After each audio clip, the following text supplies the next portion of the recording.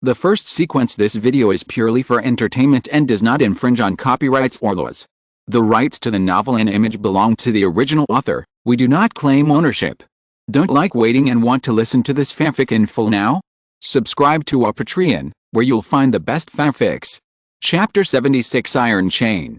Everyone was relieved when they found the cave to camp, but no one expected that something unexpected would happen in the blink of an eye. Should we move to another place to hide?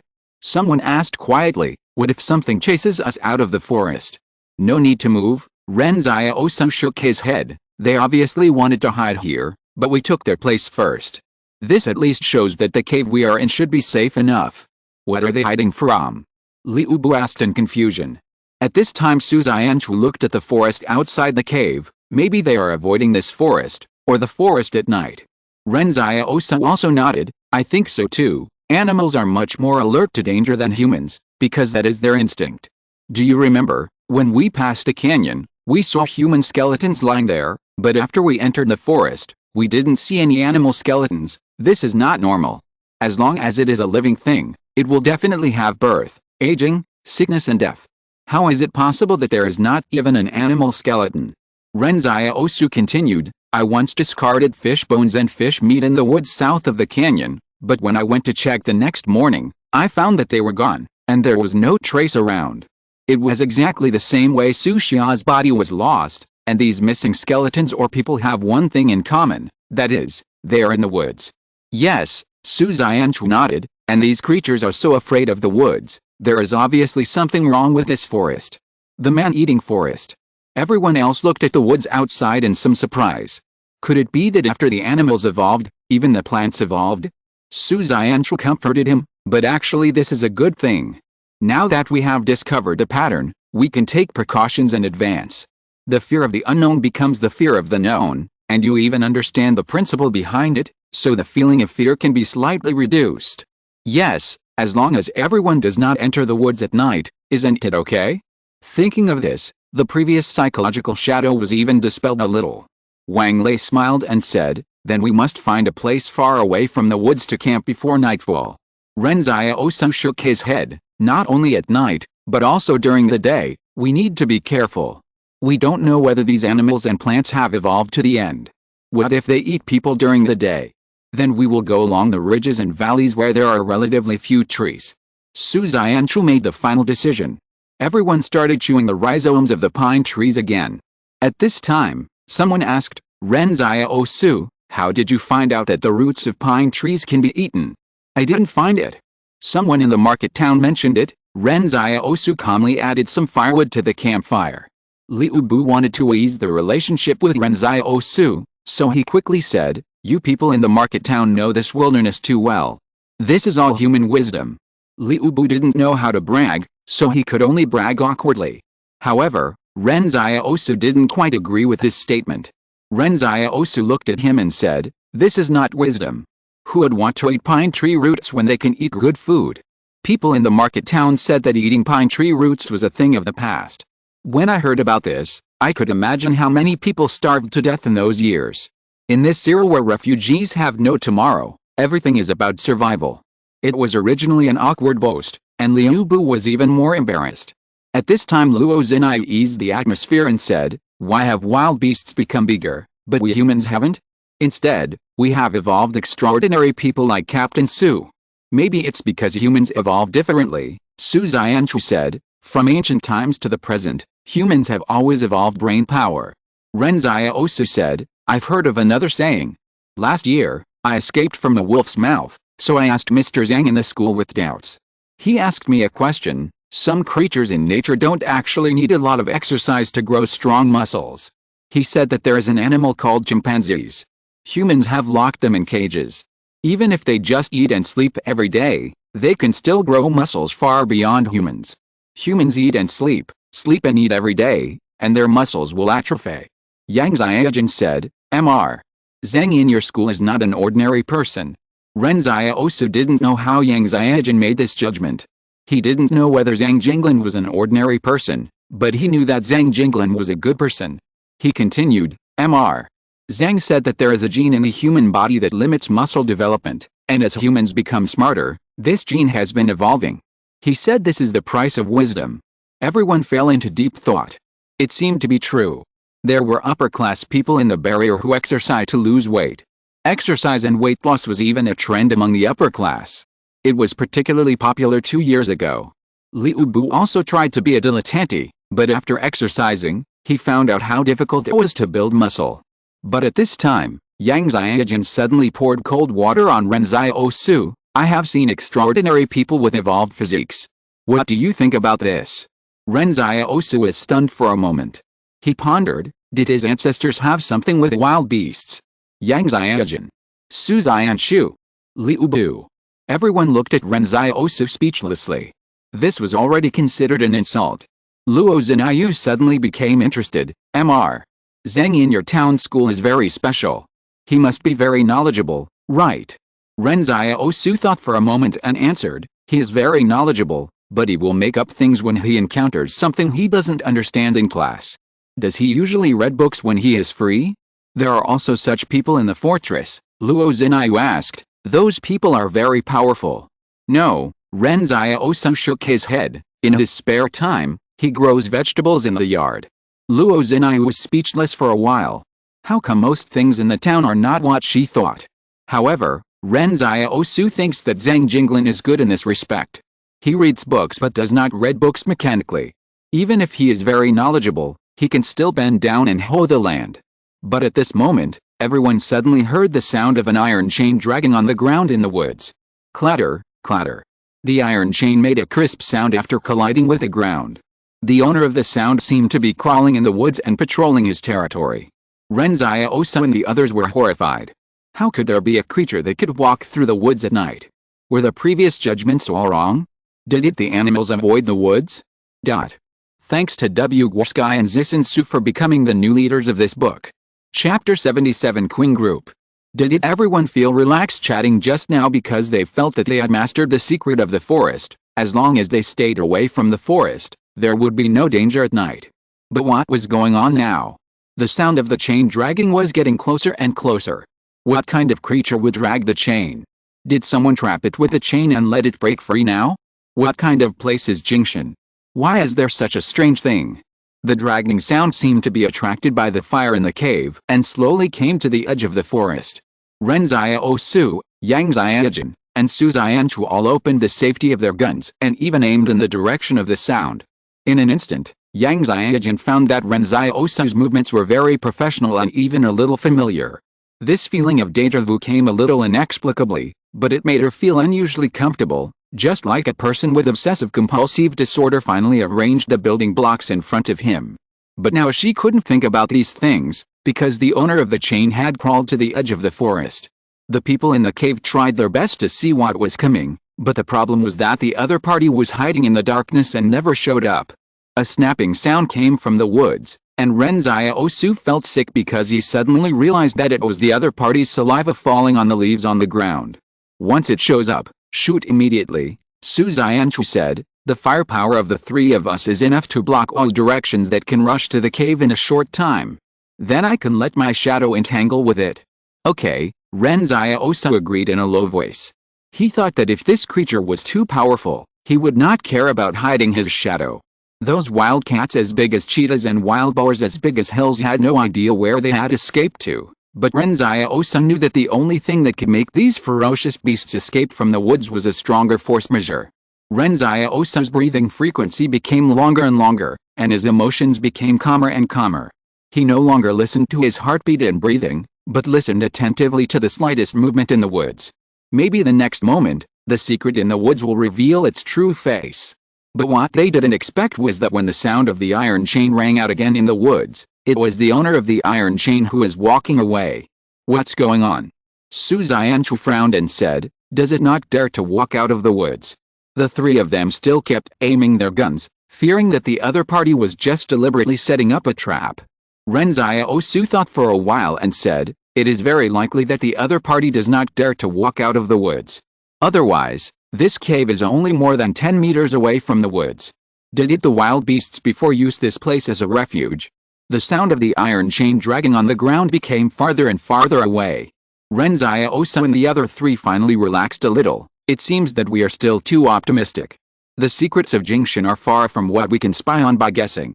There must be something wrong with the woods, or there must be other terrifying existences, Ren Xiaosu said, otherwise, it cannot explain the fact that there was no trace left when Su Xia's body disappeared. You guys take a rest, Su Xianchu said, I will be on the first shift tonight, and you will take over after midnight. However, although they said so, Ren Xiaosu and Yang Xiaojin still tacitly chose to guard the first half of the night and the second half of the night. Seeing this, Su Xianchu smiled bitterly in his heart. It seems that he is still a person who is not trusted. Nothing else happened at night. When the first ray of sunlight fell from the sky in the morning, Ren Xiaosu heard the footsteps of wild animals returning to the woods in the distance. These wild animals seemed to be used to taking shelter at night and returning during the day. Could it be that the wild animal with the chain last night would fall into deep sleep during the day? Ren Xiaosu stood up and stretched, but before he stretched out, he heard a violent explosion deep in Jingshan Mountain. The sound came so suddenly that Ren Xiaosu was startled. People in the cave came out one after another. What's going on? What happened? Is the volcano in Jingshan Mountain erupting? Someone asked.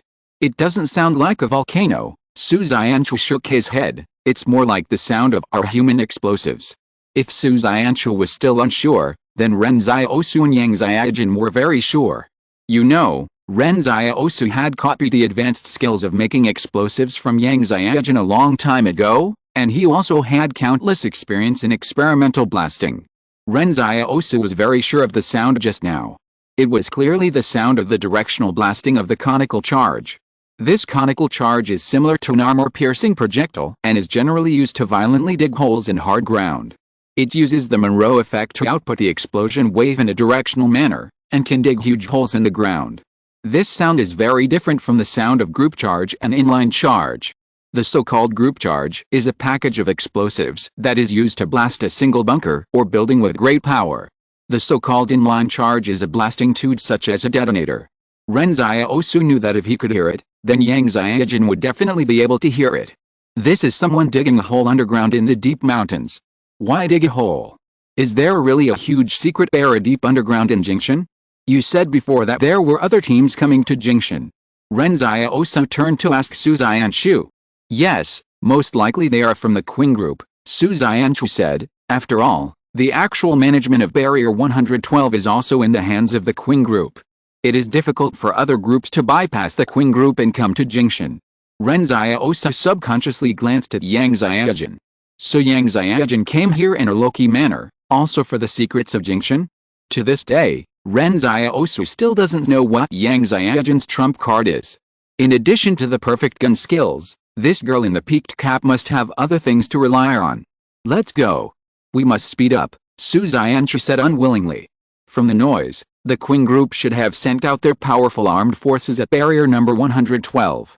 We must get there before they get the secret. Are you going to die? Ren Xiaosu looked at Su Xianchu speechlessly. You dare to rush in knowing that the Qing group has sent more people? Su Xianchu was silent for a long time. We're already here.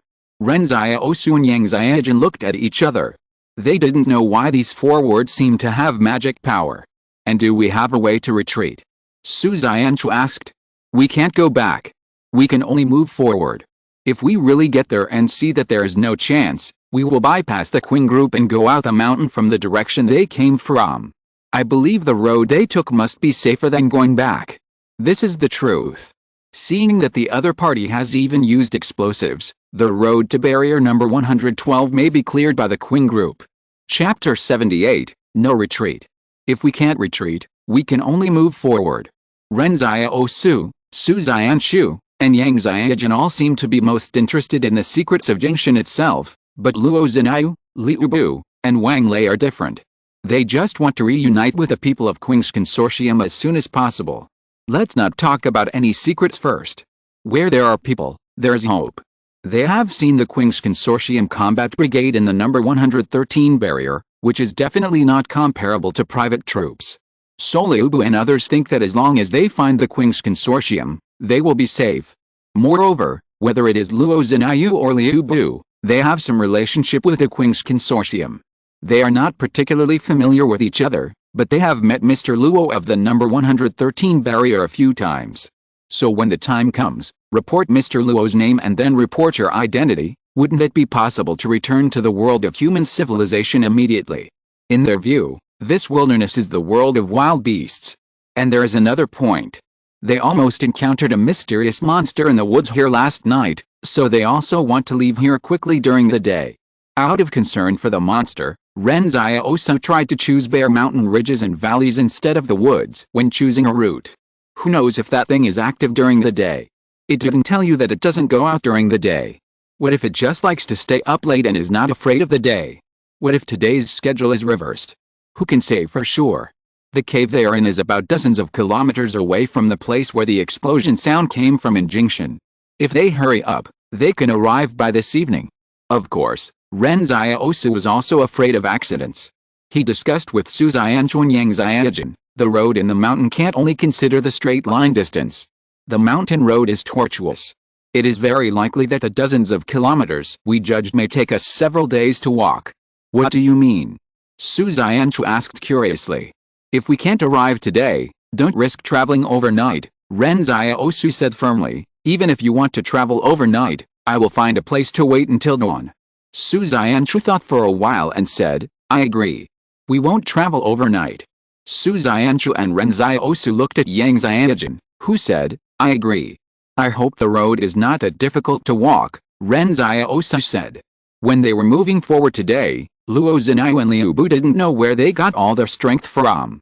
They just popped the blisters on their feet last night. If they walked at this intensity today, I'm afraid their souls would be rotten. Ren Xiaosu teased them and said they should take a day off today, but Liu Bu said righteously that he was fine. It can be seen that because of the desire to survive, Liu Bu and the other three ordinary people have already burst out their greatest potential. Suddenly Su Xianchu said, there is a human corpse ahead. Ren Xiaosu looked up and saw a human corpse lying quietly at the bottom of the valley. However, what surprised him was that there were broken clothes scattered next to the human skeleton, and the blood dried up on the rocky ground and turned dark purple. Ren Xiaosu was surprised and said, there is flesh and blood, and it is not rotten. This is a corpse that has not been dead for long. Wait, how could a human corpse that has just died suddenly appear here? Could it be someone from the Qing group? No, Su Xianchu shook his head. Look at his clothes. This is the combat uniform of a private army. The combat uniform of a private army is dark blue, while the combat uniform of the Qing group is black. Private army? Which private army? Do the private army of barrier number 112 also wear this? Ren Xiaosu asked in confusion. They approached carefully, and a bad premonition arose in their hearts. At this time, Su Xianchu saw a small nameplate, which was originally a mark hung on the neck of the corpse, so that everyone would know who the corpse was after the death. But he was stunned when he picked up the nameplate, Su Xia. How could it be Su Xia? Ren Xiaosu's heart went cold. Are you sure it's Su Xia? Look, this nameplate can't be wrong, Su Xianchu said, and he kept his submachine gun raised while speaking, fearing that something terrible would rush out from the side. Ren Xiaosu looked at the nameplate. It's really Su Xia. How could his body be here? You know, Su Xia's body was lost before they entered the canyon. They walked at least nearly 100 kilometers in the past 2 days. How could Su Xia's body run here by itself? What brought Su Xia's body here? Question mark. When Yang Xiajin and Su Xianchu began to raise their guns and impose martial law, Ren Xiaosu squatted down and looked at the corpse. Luo Zhenai and Liu Bu had already vomited. After vomiting for a long time, Luo Zhenai asked, aren't you afraid? Ren Xiaosu's expression did not change at all. I've seen uglier ones than this. No, there's something wrong with the scars on this corpse. The monster ate his internal organs, but look at the marks on the edge of the abdomen. What kind of beast can bite out such neat cracks? I have never seen a beast with such teeth. Hearing what Ren Xiaosu said, even Yang Xiajin and Su Xianchu couldn't help but look over. They knew very well how much Ren Xiaosu knew about the wilderness. If Ren Xiaosu said he had never seen it, then it was really not an ordinary beast. It was not a big deal to see this. Su Xianchu immediately frowned. Fuck, this is a fucking human tooth mark. It seemed that because of some deep fear, Su Xianchu even cursed. Not only Su Xianchu, but also Ren Xiaosu and Yang Xiajin felt cold all over. Ren Xiaosu looked up and asked, are you sure? Very sure, Su Xianchu said. When I was in school, My first love bit me on the arm when we broke up. Ren Xiaosu said unhappily, I'm almost scared to death. Why are you telling us this? To be honest, Ren Xiaosu is really scared now. At this time, Su Xianchu also felt a little scared. Why are there human tooth marks on the body? You say, Ren Xiaosu asked, is it possible that the person dragging the chain last night was a person? Hurry up and leave here, Yang Xiaojun said. 3-person tactical formation, in case of sneak attacks. That thing can take away the body silently, and it can approach us silently. Ren Xiaosu said nervously, what is a tactical formation? He was not deliberately making a joke, he really didn't know. You walk on my left. Yang Xiaojun didn't explain too much, everyone manages their own fan-shaped vision, and if there are strange creatures approaching, just shoot. Suddenly, Yang Xiaojun seemed to take over the command as a matter of course, and Ren Xiaosu and Su Xianchu said nothing. At this moment, everyone understood that they were walking on a tightrope, and if they were not careful, they might be doomed. Everyone wanted to survive, especially Ren Xiaosu. Starting tomorrow, the update will resume at 6 o'clock on time. It has been confirmed that it will be available on June 1st. It will explode after it is available. Chapter 79 Every snowflake is not innocent. Perhaps because it was daytime, Ren Xiaosu and his team really didn't encounter any dangers that could threaten them. On the way, they encountered a wildcat that ran head-on, but the wildcat didn't attack them, but ran away directly. As Ren Xiaosu and his team got closer and closer to the location of the Qing Consortium, they became more and more cautious. According to the habits of the combat brigade, when they are conducting exploration and blasting, there must be scouts deploying secret sentries on the periphery, Su Xianchu said, so we must be as careful as possible when we approach. So professional, there are also secret sentries. Ren Xiaosu said, but it's not just secret sentries, the area around them may have been swept away by force. You see, the wildcat just now was obviously frightened. Ren Xiaosu knew the habits of animals very well. Cats are very calm and cautious animals after returning to their wildness in the wild. They rarely behave in a panic like they did just now. Sure enough, when they slowly approached again, they could vaguely hear dense gunfire. Ren Xiaosu thought that the armed forces of the consortium were indeed much stronger than the private troops. The private troops felt like they were sent to die, while the consortium was simply hanging up the wild beasts in Jingshan and beating them. He suddenly remembered what Zhang Jinglin had said, human thermal weapons are far more powerful than you think. Ren Xiaosu had advanced firearm skills, so he now deeply understood the correctness of Zhang Jinglin's words. At this time, a wounded wild boar ran towards Ren Xiaosu and his team. Su Xianchu whispered, get out of its way, don't shoot. This wild boar was bigger than any they had seen before, but its head and abdomen were bleeding crazily, so that the wild boar also went crazy. Su Xianchu and his team all got out of the way of the wild boar's collision. It was not that they could not beat the wild boar, but, since they could hear the gunshots of the consortium's armed forces, it proved that the consortium could also hear them. What Ren Xiaosu and his team were most worried about was being discovered by the consortium in advance. Liu Bu looked at the wild boar and said, we can stop it and roast it. We haven't eaten for almost a day. Ren Xiaosu sighed that there really is such a group of people in this world whose value of existence is to set off others. He said to Liu Bu, I really envy you. You have evolved intelligence but you don't use it. You look very cool. Liu Bu was choked and speechless for a long time. Su Xianchu explained, you lit a fire here, aren't you telling the Qing group that you are here? Wang Lei looked at the wild boar that had passed by them and wondered, we and the Qing group are both human beings. Shouldn't we hurry over to join them now? Why should we worry about being discovered by them? Wang Lei, Liu Bu, and Luo Zinayu now wished that the Qing group would come to rescue them right now. At this time, Yang Xiaojun said, the mysterious place controlled by the Spark Company has also been investigated by many consortiums, but without exception, they were all killed by the Spark Company. So do you think that if the Qing Consortium finds out that you are here, they will feed you well and send you back to the barrier? This is also the reason why the private troops sent by the number 113 barrier need to be under the banner of a band, although doing so is no different from covering one's ears and stealing the bell, it is just deceiving oneself. For the consortium, the secrets here are more valuable than human lives. You actually think that the existence of the consortium will save you? Su Xianchu sighed. Liu Bu, Luo Zinayu, and Wang Lei, who originally planned to join the consortium, heard this and felt like they had lost their parents. To be honest, the world they came into contact with was still the bottom layer for the consortium, so they had no idea what the consortium was thinking. They were protected and didn't know how cruel this world was. In the barrier, they only needed to work hard every day to have food and drink, no beasts, and no hunger. The consortium told them that the outside world was safe and that the wild beasts had been cleared out of the barrier, so they believed it. The barrier was full of singing and dancing. Then why do we go there? When Liu Bu realized that he would be killed if he was discovered, he lost the spiritual pillar that supported him that day.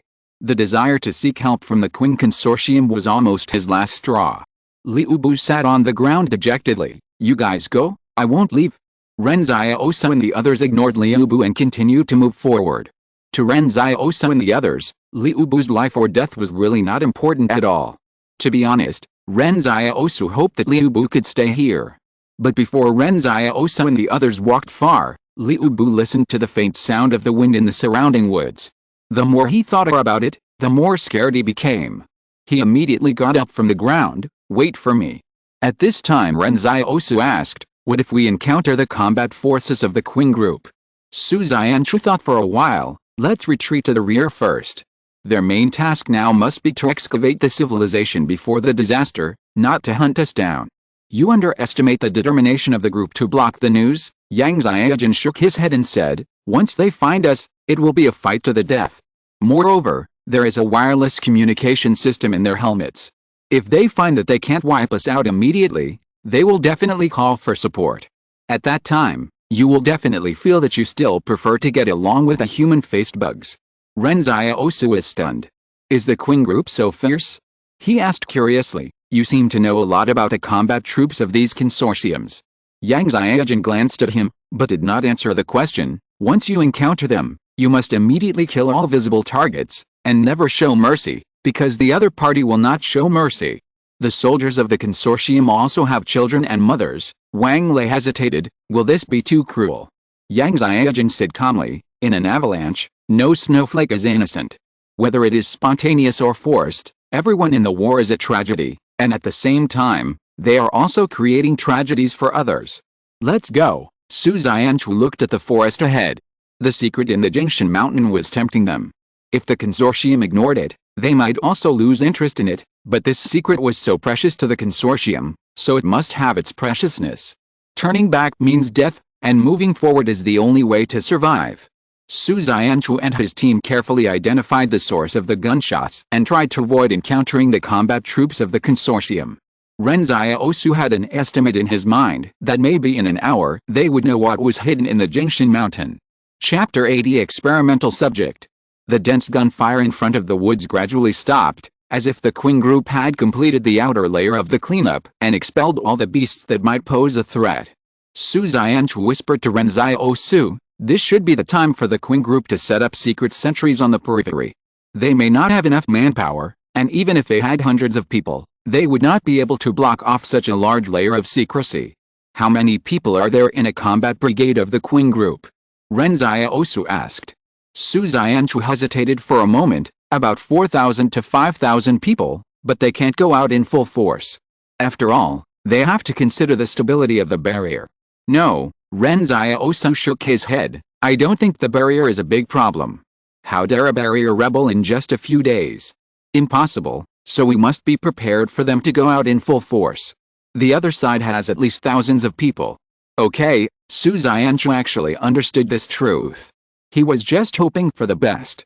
He thought about it carefully and said, but they won't go out in full force. The supplies stored in each barrier are not enough to support thousands of people to spend so much time in the depths of Jingshan. It's not that the supplies are not enough, but they have to consider transportation, logistics, manpower, etc. Their soldiers carry a large number of hot weapons, so considering all factors, their first batch of people entering the mountain is at most about 1,000 people. Ren Xiaosu thought about it. Maybe Su Xianchu was more professional in terms of the operation mechanism of the army. He said, I believe in your judgment, but I still say that if their secret sentry blockade is extremely strict, I will definitely take a detour and go out of the mountain from the direction of barrier number 112. I will never hesitate.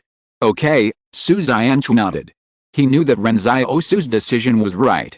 After all, if he, Ren Xiaosu, and Yang Xiaojun were to face the pursuit of thousands of people, they would definitely die without a burial place. At this time, Su Xianchu showed a resolute look on his face. If we need to fight guerrilla warfare later, we must abandon the other 3 people. They can't keep up with the 3 of us. Wait. At this point, Su Xianchu was stunned for a moment. He looked around. Where's Yang Xiaojun? Ren Xiaosu was also stunned. He looked at the woods and asked Liu Bu and others who were released at the end of the team, "Have you seen Yang Xiaojun?" "I didn't notice it," Liu Bu answered blankly. At this time, everyone realized that during the process of moving forward, Yang Xiaojun disappeared without knowing when. If it was Liu Bu who disappeared, Ren Xiaosu would still think that he might have been taken away by something, but if it was Yang Xiaojun, it would definitely not be the case. Originally, Ren Xiaosu and Su Xianchu thought that Liu Bu and the other 3 were a burden to them, but now they suddenly felt that Yang Xiaojun thought that all 5 of them were burdens. But what was Yang Xiaojun's purpose in coming here? At this moment, Ren Xiaosu realized that Yang Xiaojun's purpose might not be the secret of Jingshan itself. Yang Xiaojun herself has a bigger secret. Ren Xiaosu and Su Xianchu looked at each other, as if they had made a decision at the same time. That, Ren Xiaosu said righteously, Yang Xiaojun may have fallen behind. As teammates, we must split up to look for her, otherwise it will be too dangerous for her to be alone. As he said that, Ren Xiaosu and Su Xianchu walked in 2 directions respectively.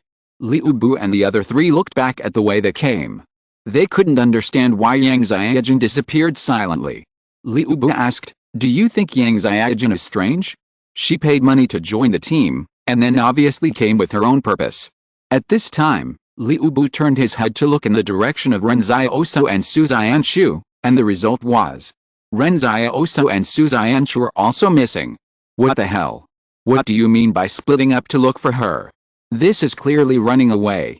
When they were closest to the hinterland of Jingshan, Ren Xiaosu, Su Xianchu, and Yang Xiaojun all made the decision to abandon their burdens. After all, knowing that the combat troops of the Qing Consortium were very powerful, they could not take Liu Bu and the other 3 with them no matter which one they chose, whether to sneak in or take a detour. Anyway, they were not related to each other and did not owe any favors to each other, so it was really stress-free to abandon them. However, it was a pity for Ren Xiaosu.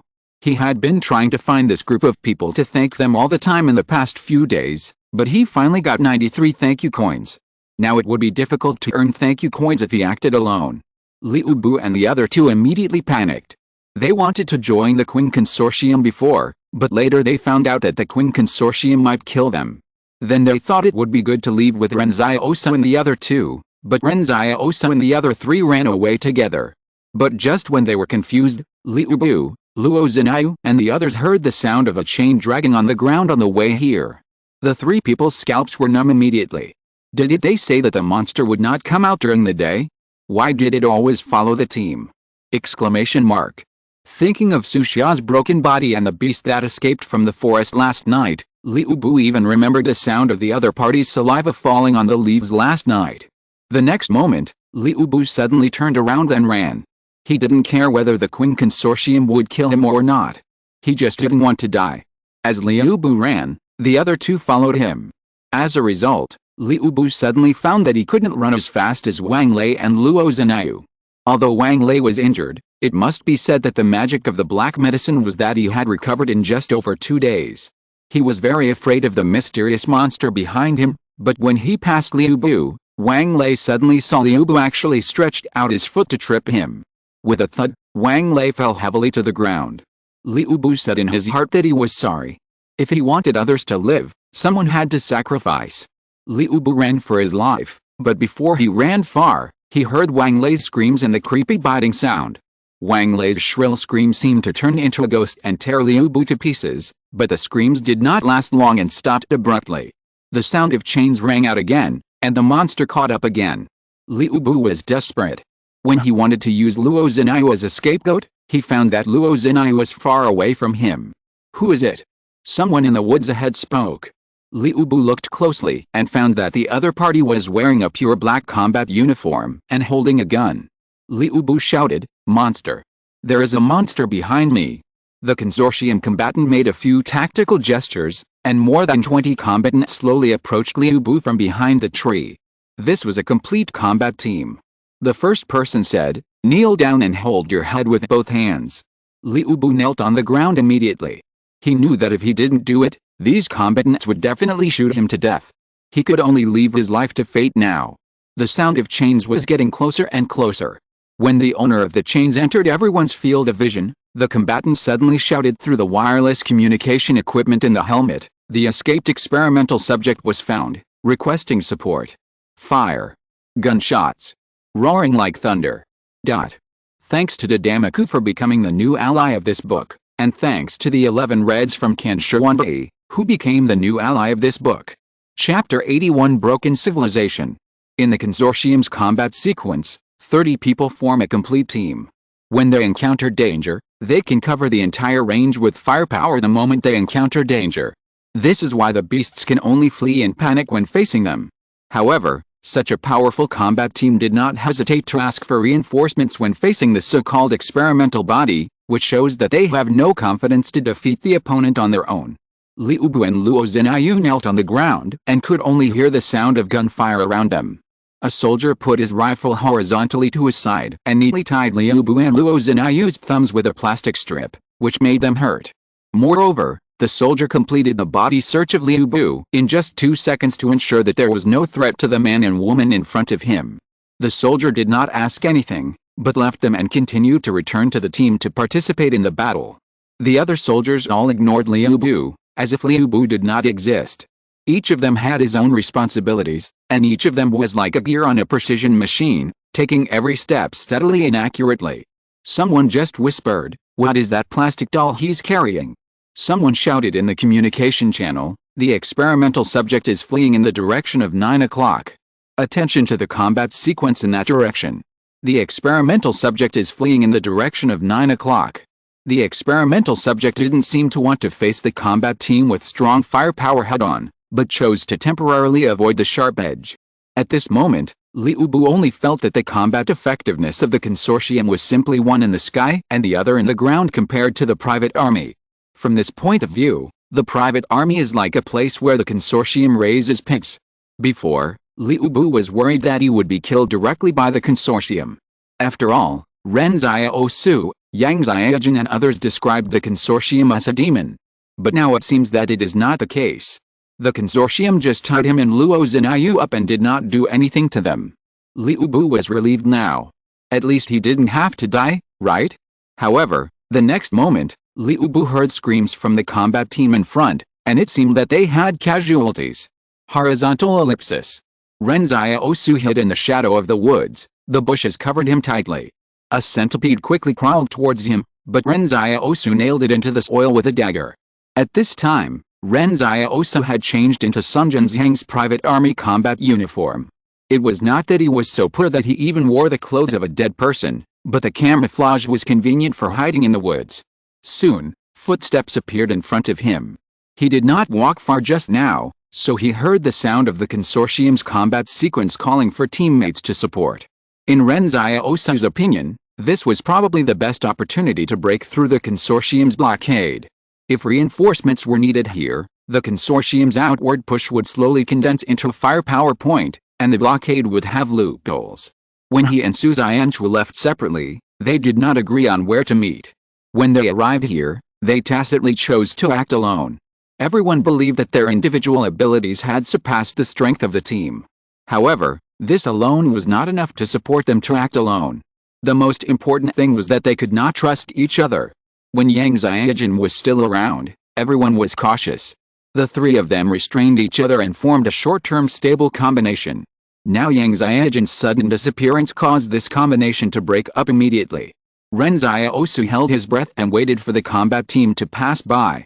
The Qing group obviously had more solid intelligence than Su Xianchu. They even knew what the monster dragging the chain was. Experimental subject? Is there anyone doing experiments in this deep mountain? Ren Xiaosu was confused but did not dwell on it for too long. After the reinforcement combat team passed, he quickly moved towards the hinterland of Jingshan Mountain at an astonishing speed. During this period, Ren Xiaosu almost encountered 2 other combat teams that came to support him. Fortunately, he avoided them in time. At this time, Ren Xiaosu was a little confused. Could it be that so many people could not kill a monster? Or, that monster was too powerful? Question mark. I can't care so much. I will break through the blockade first. Whether it is to escape from Jingshan Mountain or explore the secrets of Jingshan Mountain, this is Ren Xiaosu's best opportunity. Ren Xiaosu quickly shuttled through the woods. The tangled tree roots and potholes seemed to be no obstacle to his progress. His speed in the woods never slowed down because of these obstacles. Slowly, Ren Xiaosu could hear the sound of large machinery in front of him. It seemed that there was a huge construction site in front of him where excavation work was being carried out. In front of him was a hillside. When Ren Xiaosu climbed up quietly and looked at the other side of the hillside, he was stunned. To be honest, he didn't expect that there was such a lively place in the hinterland of Jingshan. About 500 meters behind the hillside, there were more than 10 excavators opening up the ground. Ren Xiaosu saw that it was not these 10 excavators that attracted him, but the magnificent city behind the hillside. The city had become a ruin. The 10 excavators were digging near a pit. It seemed that this pit was also opened by the Qing group with cone-loaded explosives. They were looking for something. In fact, the city in front of him was not complete yet, and it was far from complete. It was just that the city stopped abruptly at the end of the road, buried underground by mountains and soil. The rugged pre-disaster city was like a huge maze, a dilapidated maze. But Ren Xiaosu could imagine how glorious the city was before just by seeing this corner. There was a relatively well-preserved iron sign on a building with the 3 words Xia Lonkin written on it. Ren Xiaosu was a little confused. What was the name of Xia Lonkin? Did it mean that a cart would turn into a dragon after jumping over it? What a mysterious place. But before Ren Xiaosu could figure it out, the sign was broken by an excavator. It was really too long, and everything was decaying. I don't know why Ren Xiaosu yearned for this place very much. The crustal movement in the past buried many pre-disaster civilizations deep underground, which was also the reason for the formation of the volcano in Jingshan. However, there was a huge city left here. Although the buildings were in pieces, the main body was still there. When Ren Xiaosu looked down from the mountain, he saw that some places several kilometers apart had been dug, but they stopped after digging apart. It felt like the other party seemed to be looking for something with a purpose. Once they found that the underground was not their target, they immediately stopped and reconfirmed the location. Ren Xiaosu realized that what the Qing group was looking for must be very important to them, and they knew exactly what they were looking for. At this time, Ren Xiaosu also saw a heavily guarded position in the distance, where some containers were piled up, and soldiers were injecting drugs into some unconscious beasts, and then carrying them into the containers one by one. Is this the beast captured by the Qing group? I'm afraid these evolved beasts can't escape the fate of being studied. Do you want to leave? Ren Xiaosu thought that he might not have the chance to get close to the target that the Qing group was looking for. After all, he also saw the combat effectiveness of the Qing group, and it was impossible to snatch the secret from the other party. At this moment, Ren Xiaosu suddenly saw a young man in a white suit standing on the rooftop of a building overlooking the city. In the wilderness, the spotless white suit is amazing. It is like the conflict between violence and civilization, which is unforgettable. If you're listening to this novel on a channel other than Fanfic World, it means they downloaded and uploaded it without effort. We cordially invite you to visit our channel, Mundo Fanfic Novelist. There you'll find the original version of this story, and you can explore many other novels of various genres. We're waiting for you to immerse yourself in a world of incredible novels. Chapter 82: Cigarettes and Alcohol. Ren Xiaosu had seen suits before. The big shots in the fortress always had to pass through the market town before leaving the fortress, so Ren Xiaosu had seen big shots in suits sitting upright in cars from afar. At that time, Ren Xiaosu was thinking that the big shots in the fortress were really impressive. But if someone wanted to wear a suit, or even a white suit to venture into the wilderness, Ren Xiaosu would definitely curse them as idiots. Suits are too much of an obstacle in fighting. Raising your arms and legs will be restrained by the clothes. If you encounter a beast that you can't beat, you may not even be able to run away. However, at this moment, Ren Xiaosu saw the young man standing on the roof, but he didn't feel that his clothes were so inconsistent and out of place with the wilderness, because he didn't have to fight. This was probably the leader of the Qing group's action this time. Ren Xiaosu thought that the big shots of this group really looked a little different. He shrank his head for fear of being discovered by the combat troops of the Qing Corporation.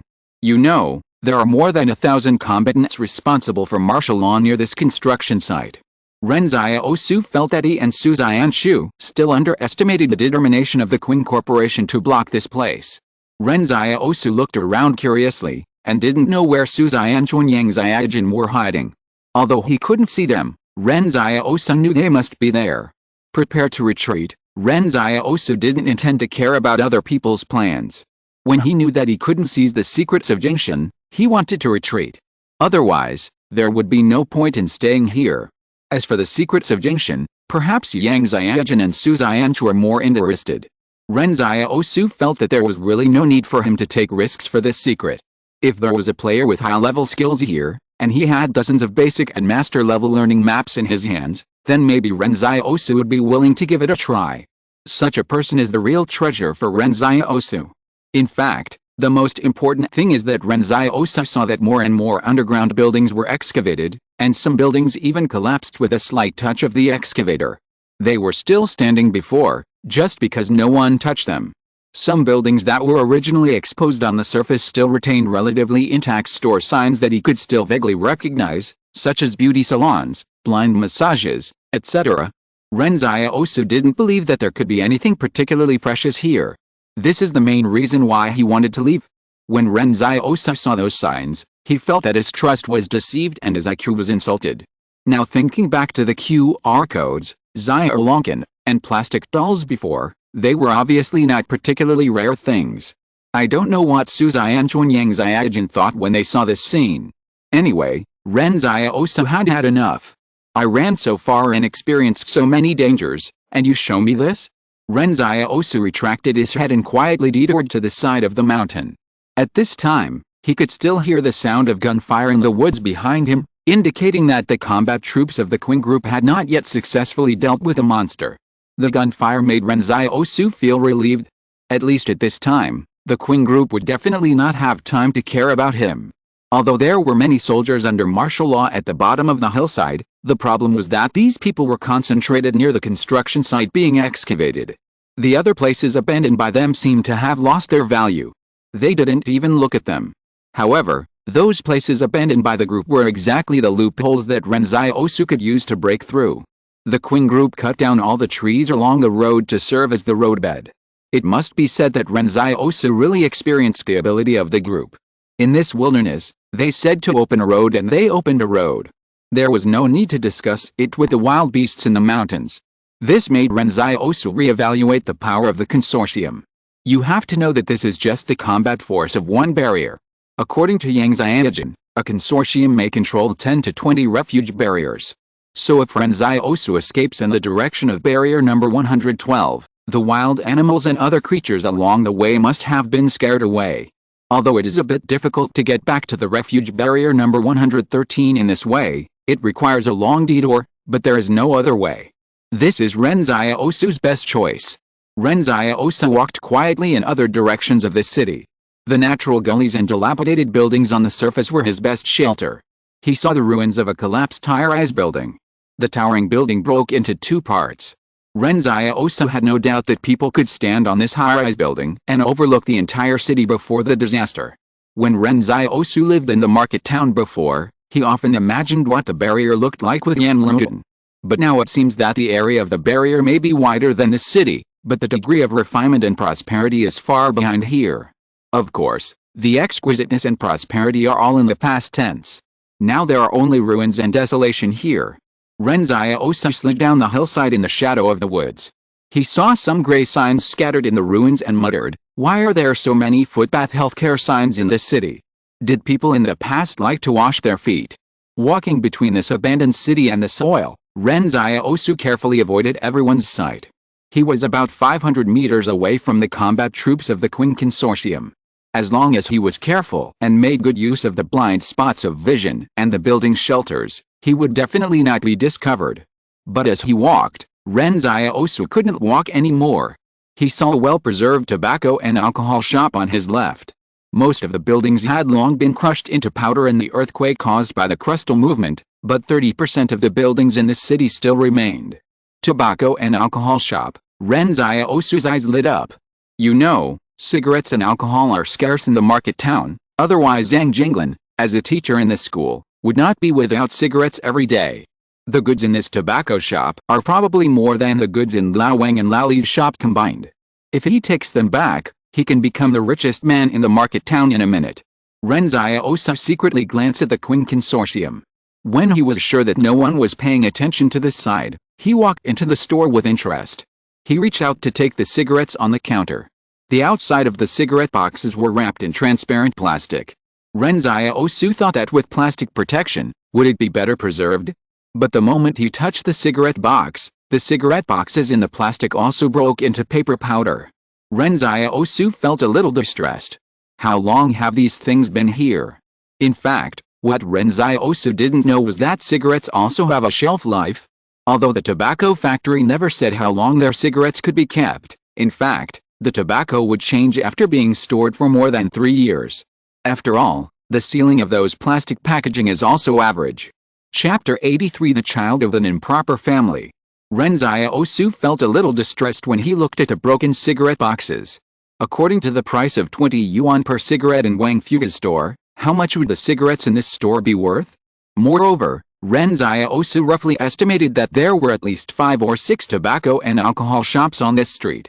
At this moment, Ren Xiaosu converted the prices and thought that humans before the disaster were really rich. In a hurry, Ren Xiaosu did not realize that tobacco was not a scarce commodity before the disaster. Ren Xiaosu turned his head to look at the wine on the wall in the back row of the store. Because there was no plastic protection for the outer packaging boxes of those wines, they no longer existed. All of them were bare wine bottles. Some of the wine bottles seemed to have been scattered on the ground and smashed to pieces because of the earthquake. Some were still on the cabinets, but Ren Xiaosu opened them and found that the wine inside was gone. I don't know how long it has been since the disaster, and the wine in the wine bottles has evaporated. Ren Xiaosu muttered, didn't the wineries in the past know how to make the seals better? He shook the well-preserved wine bottles one by one, and the result was that without exception, the wine inside was long gone. In fact, this kind of wine needs to be reprocessed with special preservation technology to preserve it, such as wax sealing, otherwise it is common to only have half a bottle left after 50 years of aging. Nowadays, the most expensive things in the market town are actually cigarettes, alcohol, and drugs, especially alcohol, which is a contraband item, but the people in the market town are more rude, and the more contraband things are, the more valuable they are. When Ren Xiaosu saw these shops, he thought he had found a huge treasure, but now he suddenly realized that his previous fantasies were all nonsense. Time and catastrophe are like a huge knife, cutting off the new and old civilizations with one knife. Ren Xiaosu thought that if cigarettes and alcohol are like this, then drugs are even better. Just now he saw a pharmacy and was ready to explore it, but now it seems that there is no need to explore. Ren Xiaosu walked to the street and thought seriously, is there anything that has no shelf life? Or can the shelf life be as long as hundreds of years? He suddenly saw a store next to him called Family Planning and Healthcare, but Ren Xiaosu did not go in. After all, in his opinion, this should be a store selling health products, but no health products can be stored for so long. He confirmed again that the attention of the Qing group had not shifted to him, so he was relieved again. At this time, Ren Xiaosu could still hear the gunshots outside, which made him very confused. Is that experimental subject so powerful? But at this time, he suddenly thought of something. Isn't it metal that can last for hundreds of years without decay? Ren Xiaosu turned his head suddenly. He heard Wang Fuga say that there was a gold shop in the barrier, so there must be one in such a large city. Ren Xiaosu, who was a little depressed before, regained his fighting spirit. Gold is still a hard currency in this day and age. Ren Xiaosu once curiously asked Zhang Jinglin why gold is still needed as a hard currency after the currency issued by the Qing Bank. Zhang Jinglin smiled and answered him, because it is not only the Qing Bank that issues currency. Maybe your currency can be used in the territory of the Qing consortium, but it cannot be used in other barriers. At this time, something that is convenient for measurement and valuation is needed to replace the use of paper currency. In fact, currency is also a way for the consortium to control each refuge barrier. They make people accustomed to the convenience and speed of paper currency, but they have the final say on how much currency to issue. This is the real economic lifeline and one of the foundations of a consortium. However, Zhang Jinglin explained, now because of the currency circulation problem, several consortiums have formed a currency management committee.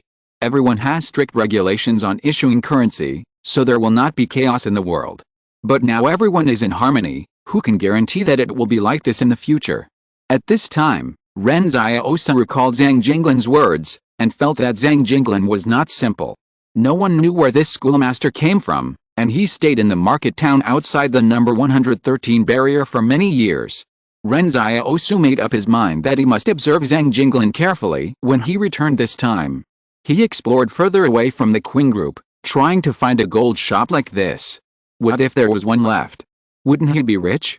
In the backyard of the town school, Zhang Jinglin had just finished teaching a day's class and returned to the yard. He saw Yan Liwen, who had walked out of the house and was basking in the sun, and smiled. "Are you almost well?"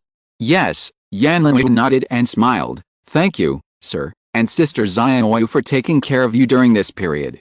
Yan Liwen was in a particularly good mood at this time, but it was not because of his illness, but because he knew that since his illness had not worsened, it meant that Ren Xiaosu didn't have much room for luck, which meant that Ren Xiaosu had not encountered any real danger.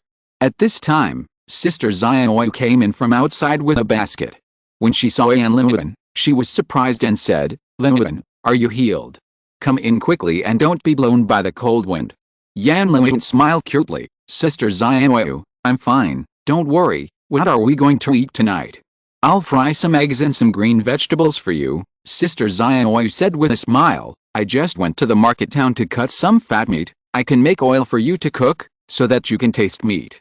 "Okay," Yan Liwen agreed, but he said as he walked out, "I'm going out for a while, and I will be back before dark." Sister Xiaoyu was about to stop him, but when she turned around, Yan Liwen had disappeared. She stood at the entrance of the school worriedly, and Zhang Jinglin thought to himself, "Weren't you preparing to cook just now? How long have you been waiting?" But he was too embarrassed to say it. In Zhang Jinglin's view, Ren Xiaosu and Yan Liwen, the big and small brothers, were not people who would suffer easily. After they went out, they should worry about others. Just now, Zhang Jinglin clearly saw Yan Liwen hide the kitchen knife in his arms. Whose child would bring a kitchen knife when going out? How could this be a child from a decent family? But Yan Liwen really came back before dark. Zhang Jinglin and Xiaoyu didn't know where Yan Liwen went. When they asked him, he didn't say anything. He just smiled and changed the topic to something else. There are 3 rooms in the backyard of the school, but one is the kitchen, one is where Zhang Jinglin lives, and the other is the room for Yan Liwen and Xiaoyu. At night, Xiaoyu would make a bed for Yan Liwen, and she would sleep on the floor. It was almost winter and the ground was very cold, but Xiaoyu never said anything. After turning off the kerosene lamp, Xiaoyu suddenly asked Yan Liwen, "Do you think your brother is safe now?" Yan Liwen said with a smile, "Of course he is safe, don't worry." Xiaoyu was stunned for a moment. She didn't know why Yan Liwen was so sure. Chapter 84 Midnight Gunshots. "Liwen, don't run out alone recently," Sister Xiaoyu said in the dark room. "If something happens to you, how can I explain it to your brother?" "Don't worry, it won't happen," Yan Liwen promised. He has been trusting Sister Xiaoyu more and more recently, because Li Xiaoyu has been with him even when she could have abandoned him. A few days ago, he had a high fever, and Sister Xiaoyu could have just taken the money and left, but Sister Xiaoyu didn't do that. In his dreams, there is always a refreshing towel to wipe his face and armpits to cool him down. Yan Liwen can even hear gentle singing, which is like being in his mother's arms when he was a child, like a warm ocean. Yan Liwen has never felt these things. Even though Ren Xiaosu has given him a lot of warmth, the boy always gave him a back figure that he needed to chase, not an embrace. Well, Sister Xiaoyu was relieved to hear Yan Liwen agreed. She thought for a moment and suddenly said, "Since you are well, you have to go to school tomorrow and make up for the lessons you have missed recently." Yan Liwen was shocked. "Sister Xiaoyu, you don't have to do this. My brother is not at home." "That won't work either," Sister Xiaoyu said. "If Xiaosu comes back and finds that you have missed her lessons, it will definitely be my responsibility. He told me that before he left." "How could he tell you that?" Yan Liwen wailed. "I didn't even hear him mention that." Sister Xiaoyu smiled on the floor. I don't care anyway, you have to listen to me. Yan Liwen looked at the ceiling with despair, but there was a hint of smile on his lips. As a result, at this moment, he heard the sound of someone jumping into the yard, and there was more than one person. Sister Xiaoyu also heard the sound, but the usually gentle and timid Sister Xiaoyu pulled out a bone knife from under the pillow at this time. She gritted her teeth and said, "Stay still."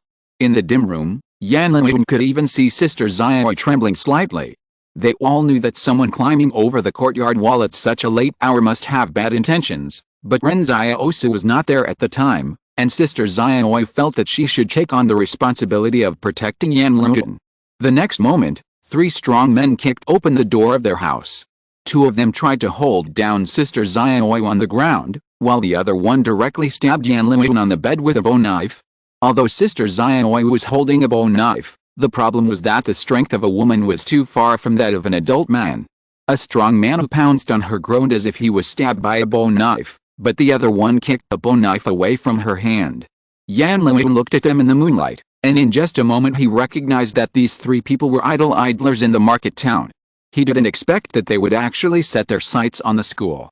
Perhaps they thought that Ren Xiaosu had made money by opening a clinic some time ago, and Ren Xiaosu was not in the market town at this time, so they had evil intentions. Sister Xiaoyu was very cautious when spending money during this period. Every time she bought vegetables, she would bargain for a long time, and even picked wild vegetables to pretend that she had no money. But Yan Liwen was sick and needed to supplement nutrition, so she bought some meat after all, which attracted other people's attention. This is the horror of having no man in the family. Although Yan Liwen is a man, he is too young to have any deterrent power. Now Yan Liwen and Sister Xiaoyu may have a huge amount of money, and the school seems to be difficult to become an obstacle for the criminals to stop. At the same time, Yan Liwen heard that the door of the next door was also kicked open, as if someone was going to attack Zhang Jinglin. These people are too rampant. They even dare to touch the teacher in the school. They want to kill people to silence them, so that no one knows who is committing the crime. As a result, at this moment, a gunshot rang out in the night. The idle man who rushed toward Yan Liwen looked at the black muzzle in front of him in disbelief, and then looked down at his bleeding abdomen. What he couldn't understand was, how could Yan Liwen have a gun in his hand? Exclamation mark. If they knew that Yan Liwen had a gun in his hand, they would definitely not take the risk. In fact, guns are prohibited in the market town. Some people once made homemade guns but were confiscated by the barrier. Everyone in the room looked at Yan Liwen in surprise, and even Sister Xiaoyu didn't expect such a change. In a flash, 6 consecutive gunshots rang out. After killing one person, Yan Liwen was not afraid at all, but shot and killed the 2 idle men who fell on Sister Xiaoyu. Every time Yan Liwen fired a shot, it was as if there was a darkness in his heart that slowly pulled him into the abyss. In this world, if you want to survive, you must kill. He jumped off the bed and rushed out the door. The 2 idle men next door who had just broken into Zhang Jinglin's room ran out when they heard the gunshots, but it was too late. 2 more gunshots were heard. Yan Liwen shot and killed 5 people in 1 minute. The gunshots vibrated in the air and spread outward, like wailing and roaring. Mr. Zhang came out from the next room. He stared at Yan Liwen beside him as if he wanted to get to know this young man again. Zhang Jinglin knew that Ren Xiaosu was a ruthless person. He even knew that Yan Liwen had been influenced by Ren Xiaosu for many years. Yan Liwen was one of the youngest in the school, but the older children did not dare to provoke him, and were even afraid of him. But whose 13-year-old child could shoot and kill people? He was standing in a pool of blood at the door of the house, panting. His expression was always calm.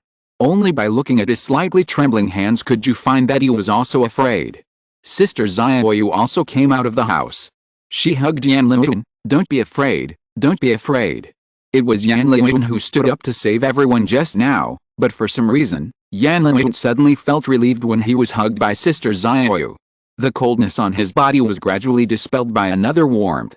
The gunshots were loud and clear. They woke up the whole town. Everyone came out and looked in the direction of the school, but they didn't know what happened. It was clear that everyone in the fortress had returned to the fortress, so how could there be gunshots? In the minds of the refugees, guns were in the hands of the bigwigs in the fortress. Zhang Jinglin looked at the gun in Yan Liwen's hand and sighed. "Is this what Ren Xiaosu left for you? Did you go to get it this afternoon?" "Yes," Yan Liwen said, Sister Xiao and I will leave the town now and won't drag you down. Ren Xiaosu had left the team when he left the town. He did go to the place where the gun was buried, but he didn't take the gun away. Instead, he marked the place where the gun was buried and left the gun to Yan Limutin. When he left, he whispered to Yan Limutin to get the gun after he left, and to shoot if he encountered irresistible danger, and then escape into the wilderness. He prepared a secret cave for Yan Limutin somewhere in the wilderness. I will find him when Ren Xiaosu's business is over. Chapter 85 Mr. Zhang. When leaving, Ren Xiaosu told Yan Limutin very clearly that if Xiao was still taking care of him, then he should take Xiao with him. If Xiao had already left with the money, then Yan Limutin should hide himself. Don't be lucky, just leave at the slightest sign of trouble. In Ren Xiaosu's view, life is more important than anything else, and it is better to have a gun than not. Ren Xiaosu himself wanted to take the gun into Jingshan, but compared to his own safety, he thought it would be safer to leave the gun to Yan Limutin.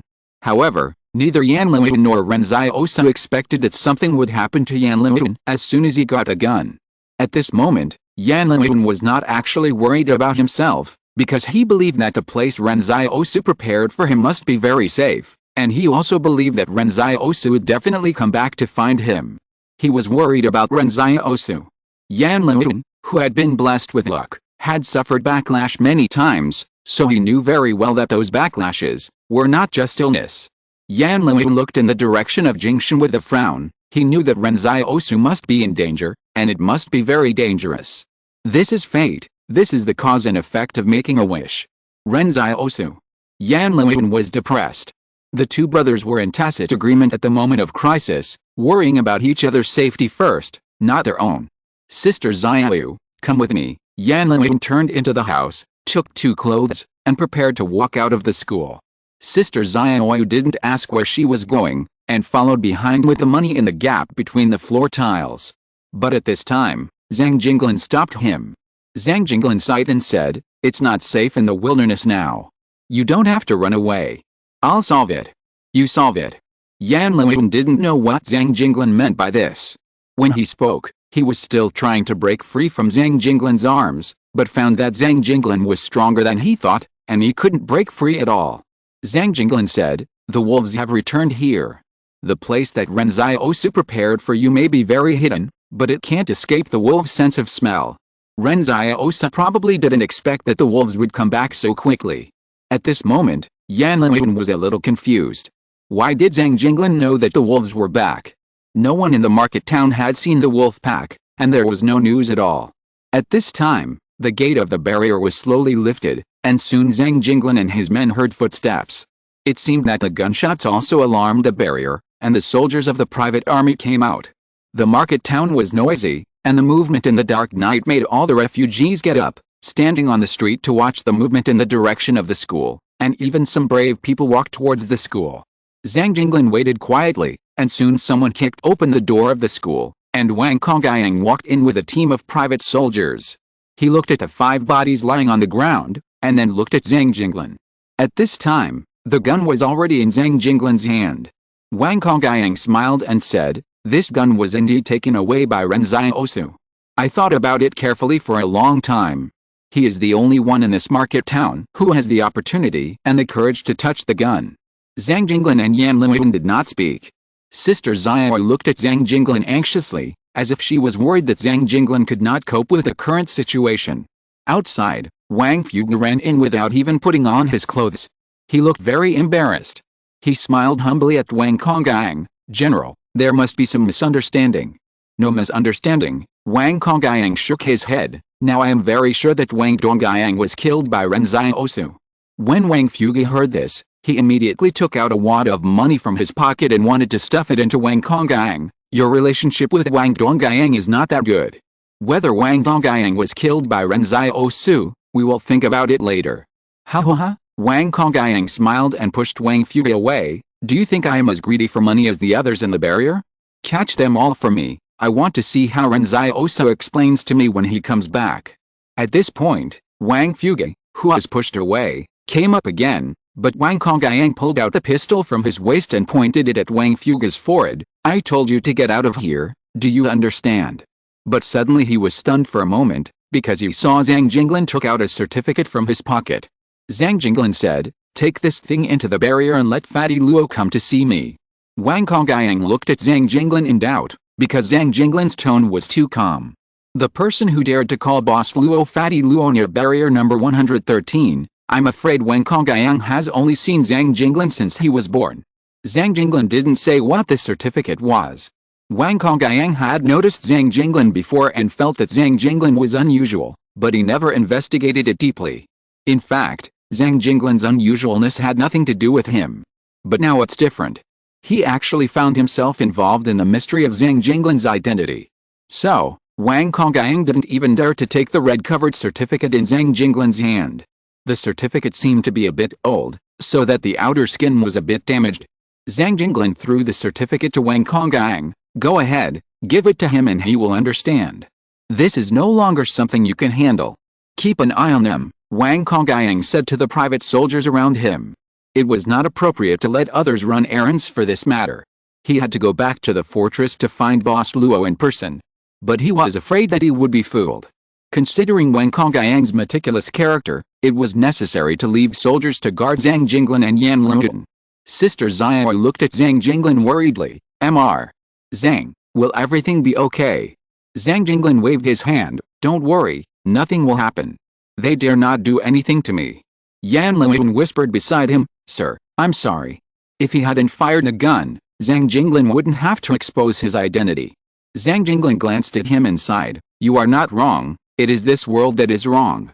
And I have to thank you, because you wanted to save me just now." In Zhang Jinglin's opinion, Yan Luoyun did nothing wrong. If he hadn't shot just now, then Sister Xiao and Yan Luoyun would have suffered a miserable fate, including Zhang Jinglin, because Zhang Jinglin is now just an ordinary teacher. Did Yan Luoyun show off his money? No. Did Yan Luoyun kill the wrong person? No. Zhang Jinglin suddenly felt that Yan Luoyun was really like Ren Xiaosu in some aspects, such as Ren Xiaosu's ruthlessness, such as Ren Xiaosu's coldness when facing the enemy, such as Ren Xiaosu's defensiveness when facing the world. In the past, Zhang Jinglin thought that Ren Xiaosu was not good for this, but for some reason, after getting to know Ren Xiaosu more, he thought that Ren Xiaosu was more like a human being than most people in this world. This sentence seems to be a bit grammatical, but Zhang Jinglin thinks so. Chapter 86, Sabai. The other refugees in the market town didn't know what happened yet. The wall of the school was not high, about 1.7 meters high. So someone could see inside by standing on tiptoe. As a result, they were shocked when they saw two bodies lying in the backyard of the school, and blood was constantly flowing out of the house. In more than 10 years, this was the first time someone committed a crime in the school. Of course, it was precisely because this matter was too strange that Yan Luoyun was more worried about Ren Xiaosu's safety. Wang Konggang ran quickly into the barrier. On the way, he carefully opened the certificate and took a look. As a result, he saw the word Zhang Jinglin, 178th Sequence Refuge Barrier. Wang Konggang took a breath of cold air. He had never seen such a certificate. Normal certificates should indicate the position and identity, and even the date of birth and photos would be marked to increase recognition. But this certificate is different. It's as if everyone should know who the owner of the certificate is when they see it. At this time, Wang Konggang remembered the legend of the person who had been missing in the 178 refuge barrier for more than 10 years, so he quickened his pace. However, Wang Konggang's level was still too low, and he was not sure whether his guess was right.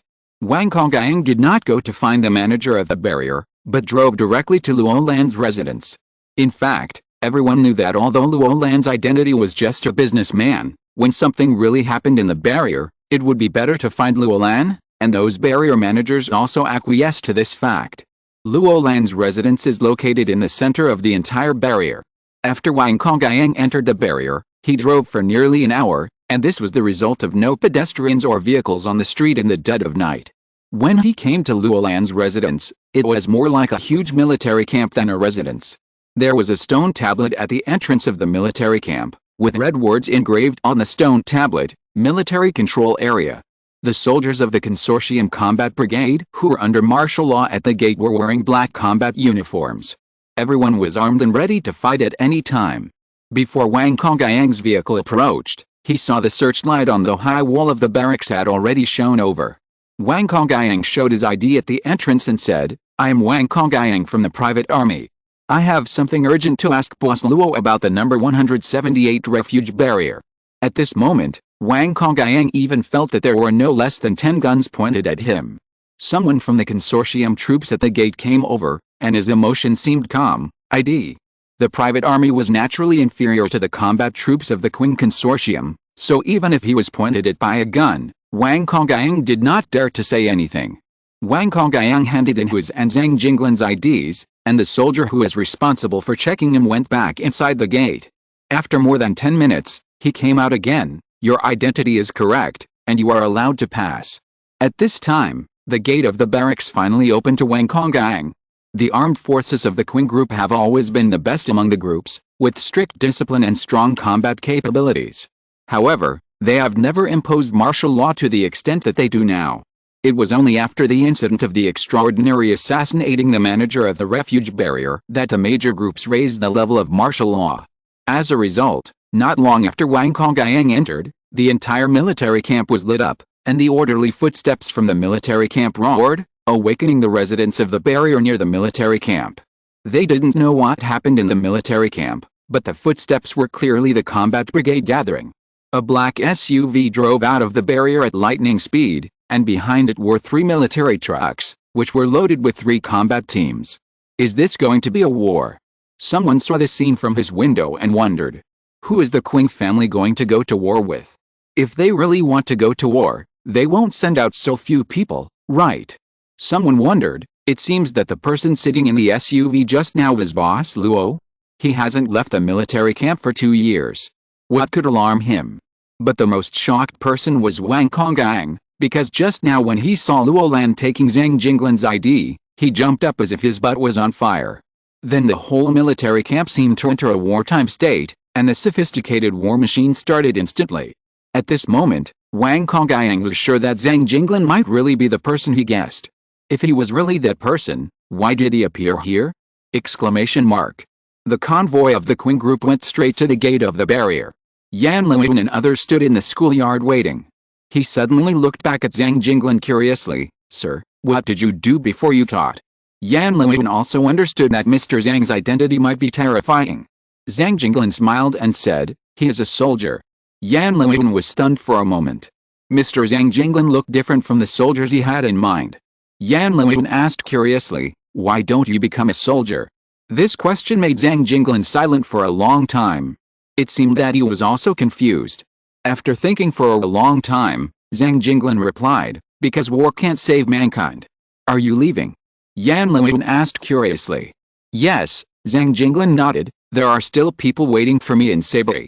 At this time, Yan Luiyun suddenly realized that Zhang Jinglin had chosen Ren Xiaosu as a substitute teacher because he really wanted Ren Xiaosu to become the new teacher of the town school, because Zhang Jinglin had planned to leave. Even if it hadn't happened tonight, Zhang Jinglin probably wouldn't stay here for long. "Why do you suddenly want to go back to Sabri?" Yan Luiyun asked. "Because this world is starting to become different, and I need to be with those who are waiting for me," Zhang Jinglin explained. "What is there in Sabri?" Yan Luiyun asked. He and Ren Xiaosu had never been to that kind of place. It was said that it was in the northwest. Yan Luiyun recalled that one time Mr. Zhang was distracted during class. That day, Mr. Zhang looked at the sky outside the classroom and said, "The ice and snow in the northern part of the country have not melted in the spring. There is no trace of green. It is all wind, sand and loess. The snow in the northern part of the country is white, and humans are very lonely." At that moment, although Mr. Zhang described the northern part of the country as very bleak, Yan Luiyun could feel Mr. Zhang's yearning and nostalgia for the northern part of the country. Now thinking back, Yan Luiyun realized that Zhang Jinglin was from there. "What is there in the northern part of the country?" "Cigarettes to smoke." Zhang Jinglin laughed as he said this. "Don't be afraid later. They dare not do anything to me. In the end, they can only send me back to barrier number 178. Well, Yan Luiyun nodded. He thought to himself that Ren Xiaosu would not be able to urge him to do his homework in the future.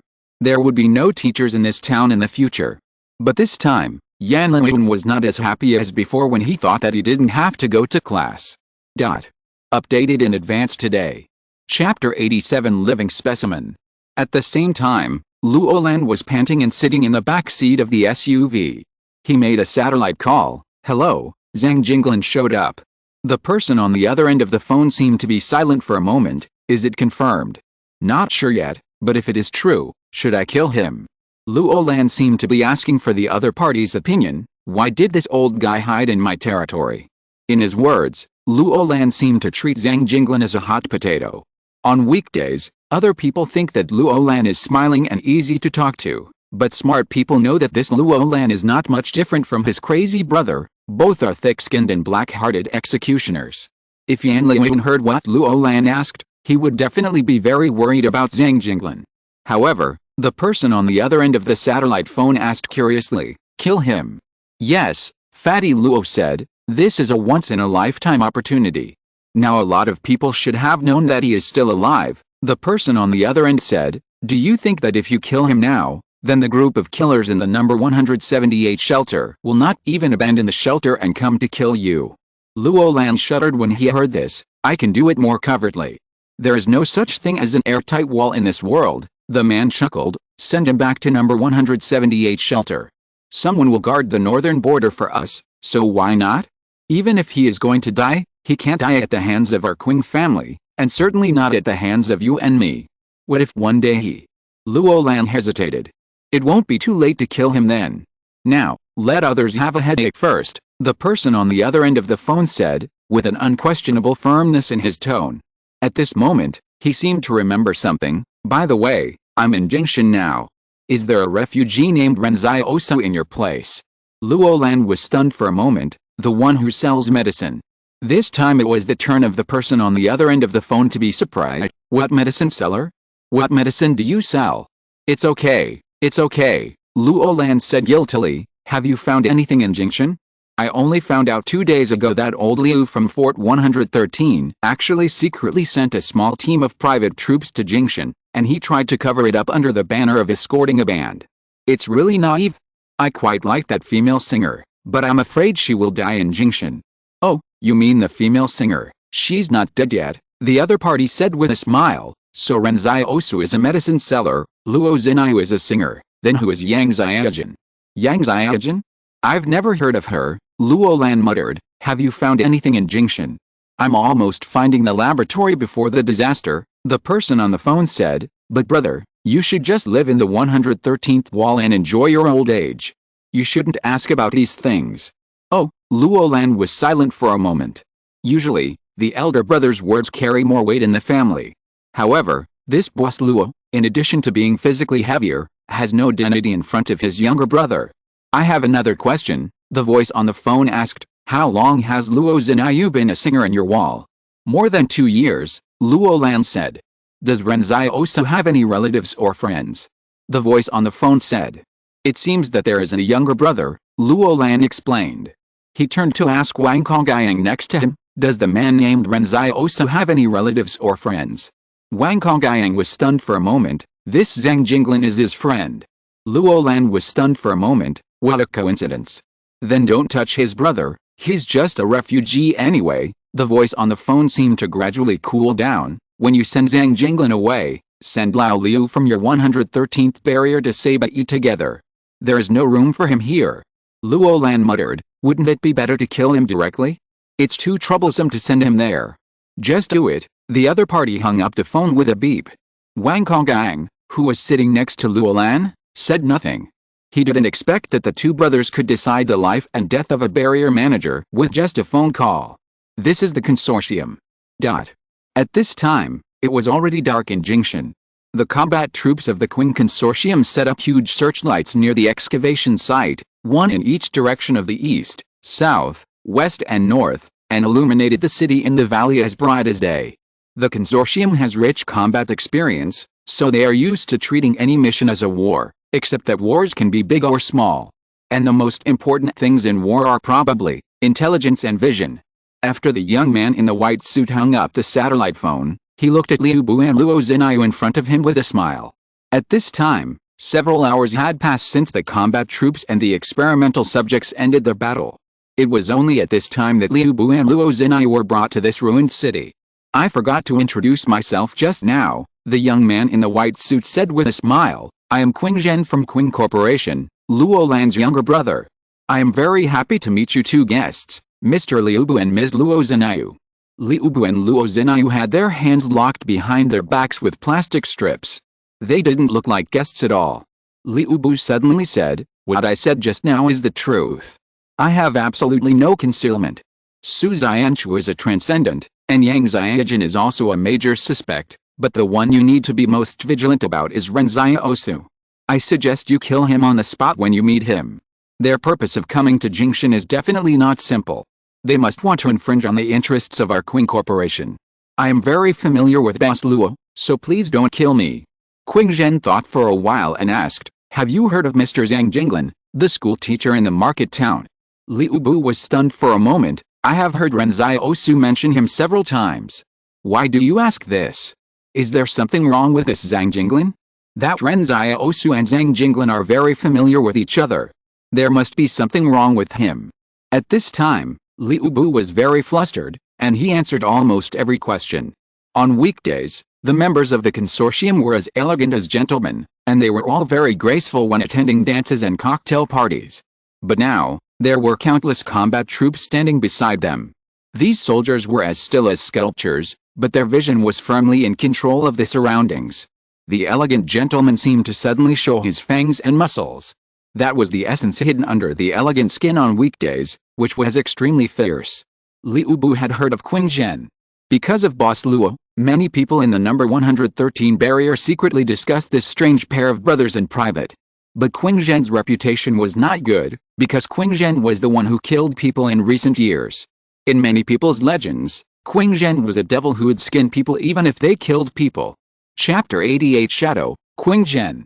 The Qing group has divided the children of its members into several types. One type is stable. They are responsible for the operation of the entire group's machinery. They do glamorous jobs and are both the inside and the outside of the group. One type is idlers, such as Luo Lan, who are just kept in a barrier. They don't expect them to have any future, and they just want to eat and wait for death. One type is a shadow, such as Qing Zhen, who does all the dirty work. He has nothing to do with inheriting the group in the future, but he gets the most money on weekdays. It is said that an illegitimate child like Luo Lan is not qualified to be in charge of a barrier, but Qing Zhen helped him do it. In other words, Luo Lan's competitors are afraid of or rely on Qing Zhen, so they dare not compete with Luo Lan. It is the first time that the Qing group has put an illegitimate child in the position of a barrier controller, which is enough to show Qing Zhen's status in the Qing group. Qing Zhen looked at Liu Bu and Luo Zinayu and said, "Let's talk about those three people. I mean Su Xianchu, Yang Xiaojin, and Ren Xiaosu. Hey, is there any relationship between Ren Xiaosu and Yang Xiaojin? The names sound quite suitable." "No relationship," Liu Bu shook his head. "Ren Xiaosu is just a refugee outside the barrier. We forced him in to be a guide. He is very strong. I suspect he is also a superhuman." Qing Zhen shook his head. "Is he just stronger? Isn't that enough? He can lift an adult man with one hand," Liu Bu said anxiously, "and that Su Xianchu, although his physical strength and power are very average, his superhuman ability is that a shadow walks out of his body, and that shadow can even block bullets." Hearing this, Qing Zhen became interested. He instructed the person next to him, "Record, Su Xianchu, an incompletely grown superhuman, with a C-level risk factor. Ren Xiaosu, a suspected strength-type superhuman, with the F-level risk factor." Qing Zhen was not only surrounded by combat personnel, but also by many scientific research staff wearing chemical protective suits. One of them was specifically responsible for recording some of Qing Zhen's decisions. At this time, Liu Bu suddenly realized that Qing Zhen was actually more interested in Su Xianchu, and they didn't seem to take Ren Xiaosu seriously. "Is Ren Xiaosu also considered a superhuman? Then you should quickly arrest him," Liu Bu said. At this time, Luo Zinayu beside him remained silent. Qing Zhen smiled and said, "We must arrest them. I think they must be in this city now, but there is nothing rare about the power type." At this moment, both Liu Bu and Luo Zinayu realized that the Qing group's understanding of superhumans was definitely not just superficial. The Qing group seemed to have a very good understanding of superhumans, but think about it, the world is in their hands, so it is normal for the group to know these secrets in advance. They have more resources and more intelligence. However, It seems that the Qing group cannot define the power level of superhumans now, and can only use the danger level to cover their judgment of superhumans. This danger level is probably the level that can threaten the consortium itself, right? So for example, Su Xianshu, who can manifest his own shadow to fight, is defined as a dangerous level C, because this shadow can ignore bullets, while Ren Xiaosu, who is just a little stronger, is ignored. No matter how strong you are, can you still be stronger than a hot weapon? Fists and feet are ultimately afraid of guns and cannons. In the eyes of the consortium, if a person's strength cannot exceed the power of hot weapons, then the destructive power of this extraordinary person is also limited. Because hot weapons are mostly in the hands of the consortium. At this time, Qing Zhen has confirmed that Ren Xiaosu is a refugee outside the town, Su Xianshu is an officer of a private army, and Yang Xiaojin is of unknown origin. Of course, even if Luo Lan told him the news in person, he might not really believe it. He always likes to verify his doubts himself. In fact, Liu Bu didn't know. Compared with Ren Xiaosu and Su Xianshu, Qing Zhen was obviously more interested in Yang Xiaojin. According to Liu Bu, Yang Xiaojin clearly knew the Spark Company and other consortiums, so the complexity of Yang Xiaojin's identity far exceeded that of Su Xianshu and Ren Xiaosu. At this time, Qing Zhen stood in the ruins of the city, surrounded by the ruined civilization and the fierce consortium fighters, but he was wearing a spotless white suit. He asked with interest, has Yang Xiaojin ever shown any special abilities? Yang Xiaojin doesn't have any special abilities. Liu Bu thought carefully for a long time. It seems that Yang Xiaojin, this girl, has no special abilities except decisiveness and ruthlessness. If Ren Xiaosu was here, he would definitely not accept it. Then advanced rubber rope skipping and advanced nursery rhyme singing are very powerful. Isn't this ability special enough? Of course, Ren Xiaosu was not here. At this time he had found the gold shop he had always dreamed of. Qing Zhen didn't get the answer he wanted, so he looked at Liu Bu seriously and said, think about it again. For some reason, Liu Bu suddenly felt a heavy pressure like a mountain sinking on him. He gritted his teeth and said, Yang Xiaojin really has no ability. Instead, I think you must beware of Ren Xiaosu. Oh. Qing Zhen nodded, and he turned to look at Luo Zinayu. What is so special about this Ren Xiaosu that makes Liu Bu so concerned? Does he have any special abilities other than strength? Luo Zinayu was stunned for a moment. Ren Xiaosu's special ability? She thought about it and tried to say, it's more irritating. This Luo Zinayu really didn't say it casually, but was deeply touched. But Qing Zhen laughed when he heard this answer. He said to the people around him, Su Man, you go and lead the team to find these 3 people. You must be back before 12 o'clock midnight. Received. The soldier named Su Man actually took away 6 combat teams directly. Using 180 people to deal with 3 people, this is probably a very high standard of treatment in the Qing group.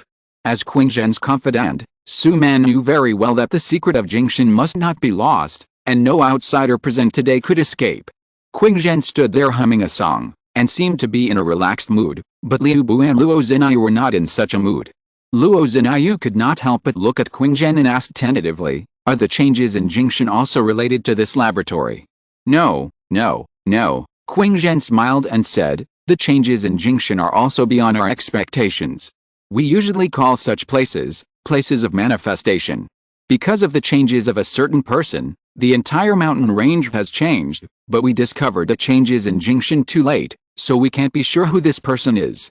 Liu Bu said nervously, this matter has nothing to do with us. Qing Zhen paused, I know it has nothing to do with you. If it has something to do with you, then I should be the one who is nervous now. Then what are you going to do with us? However, this time Qing Zhen seemed not to hear it. He was just waiting for Su Man to bring Ren Xiaosu, Su Xianshu, and Yang Xiaojin together. At this moment, the combat troops from the direction of the woods finally came back. They seemed to be carrying something. Qing Zhen smiled at Liu Bu and Luo Zinayu and said, don't be too surprised later. Thanks to the director for becoming the silver ally of this book. Thanks to Linghu Bao, Tiny Ubi, and Pani for becoming the new leaders of this book. If you're listening to this novel on a channel other than Fanfic World, it means they downloaded and uploaded it without effort. We cordially invite you to visit our channel, Mundo Fanfic Novelis. There you'll find the original version of this story and you can explore many other novels of various genres. We're waiting for you to immerse yourself in a world of incredible novels. Chapter 89 Products of Gene Editing. Liu Bu and Luo Zinai looked over there in surprise. When they were brought back, the combat troops of the Qing Consortium seemed to be still dealing with the experimental subject. So did the current movement mean that the combat troops had brought the experimental subject back? To be honest, they were both curious about what the experimental subject was. But the next moment they were stunned. They saw a multi-layer reinforced steel cage being carried over, and inside it lay a gray person. The gray was not the original skin color of the person, but the color of dust and dirt mixed with sticky skin. Liu Bu looked at the person in the cage in doubt. The other party was shot several times, but there was no large amount of blood flowing out of the muzzle. It seemed that at the moment when the bullet burst into the body, they controlled the skin and muscles and closed their wounds. This is unimaginable for ordinary people, because no one can fully control their own body. And the arms and legs of this gray figure were locked with iron chains. The iron chains were originally used to imprison this person somewhere, but he broke free and broke them. So did the sound of the iron chains that Liu Bu and others heard that night come from this person? At this moment, Liu Bu thought of Su Xia's broken body and the human tooth marks on the body, and he vomited immediately. He didn't believe it when Su Xianchu and the others said that it was humans who tore at Su Xia's body, but now he couldn't help but believe it. The huge fear and nausea seemed to be a big hand holding Liu Bu's stomach, squeezing out everything in his stomach. There was not much food in his stomach, so he vomited only a mixture of light green gastric juice and bile. Qingzhen looked at Liu Bu with interest. It seems that you also know something about it. Have you seen the corpses it has bitten? Luo Zinai's reaction at this time was stronger than Liu Bu. She seemed to force herself to calm down and asked, "What on earth is this?" Since it is called an experimental subject, it is of course something used for experiments, Qingzhen said. Don't get me wrong, this thing has nothing to do with our Qing family. They are the product of before the disaster. We only recently learned of their existence. Before the disaster. Luo Zinai seemed a little shocked. How long has it been before the disaster? Can they live so long?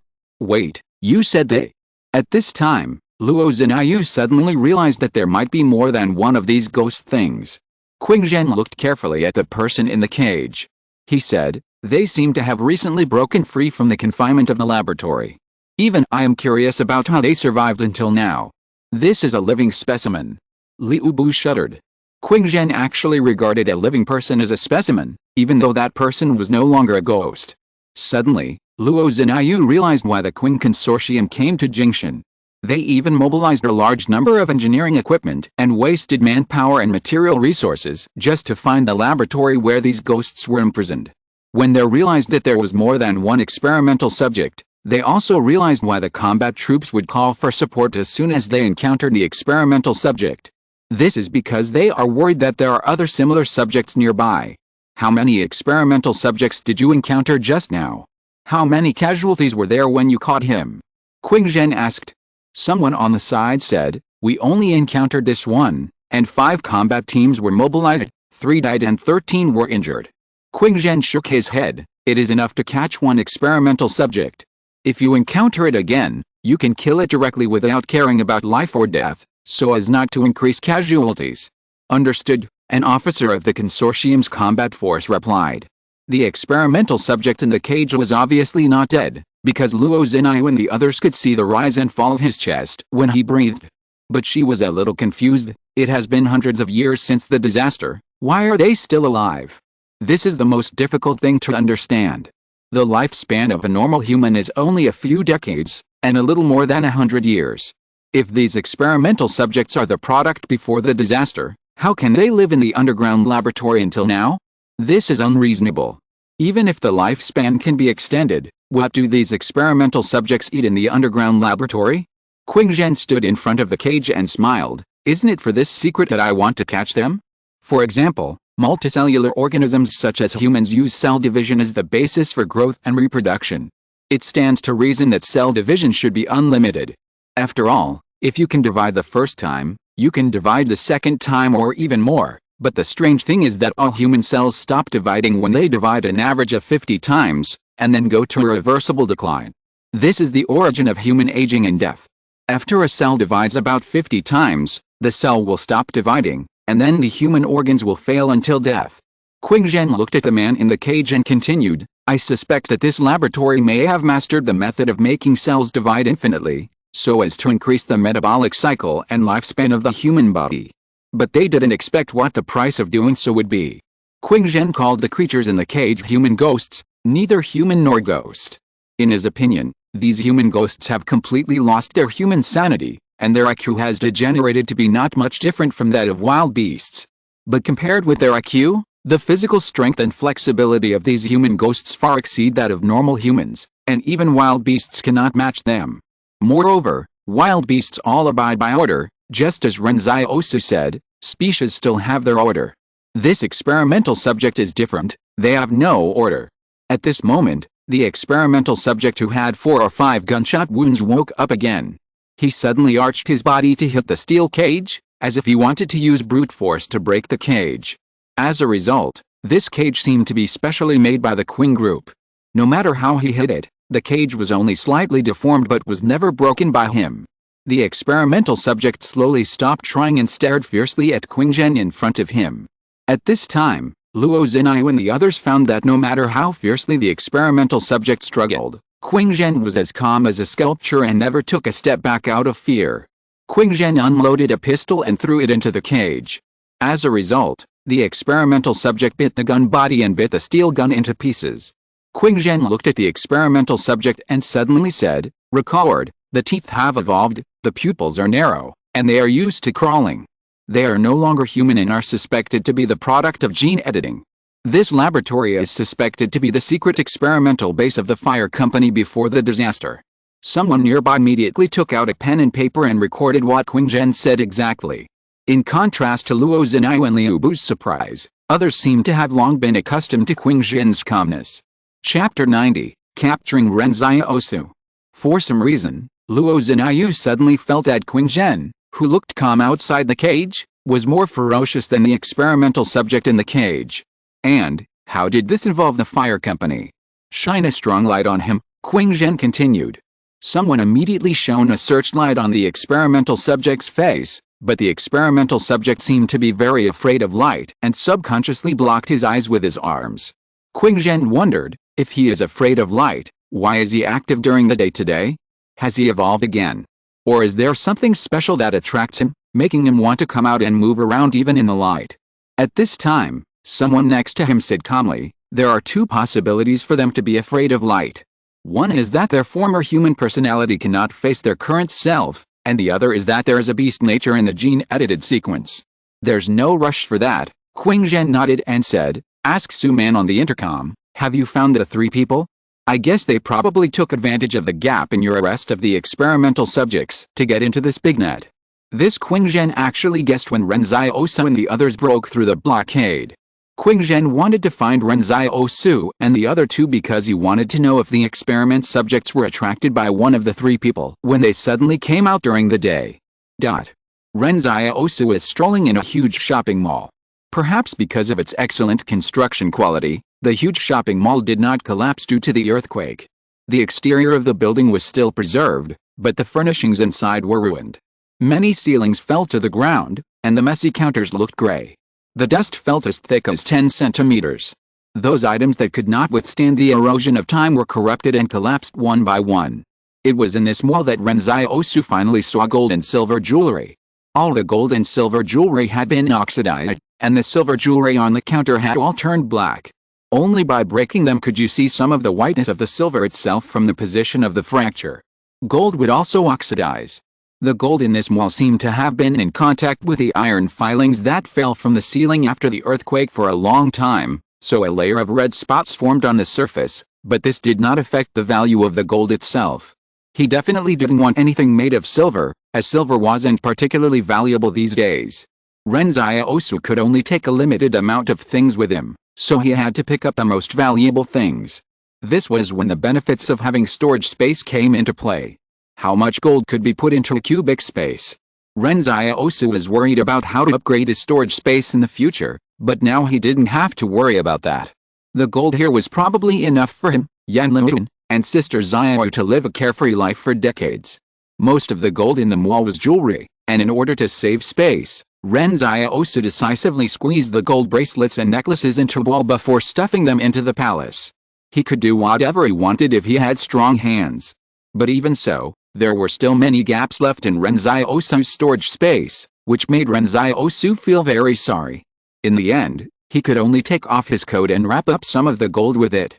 Ren Xiaosu also saw diamonds in the mall, but diamonds are no longer valuable these days.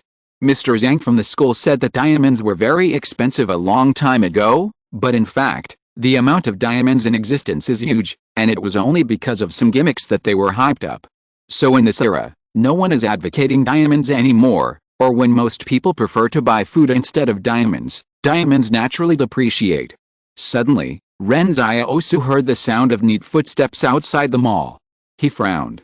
It was the people from the Qing group. Ren Xiaosu knew very well that the existence of him, Su Xianshu, and Yang Xiaojin would definitely not be hidden from the Qing group. Since Liu Bu was arrested, he would definitely inform the Qing group about their affairs.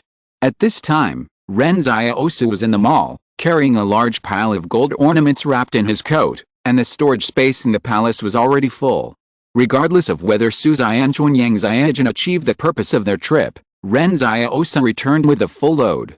Maybe Su Xianshu and his men came for the secret of the extraordinary and the world's evolution, but Ren Xiaosu was actually not very interested in that secret from the bottom of his heart.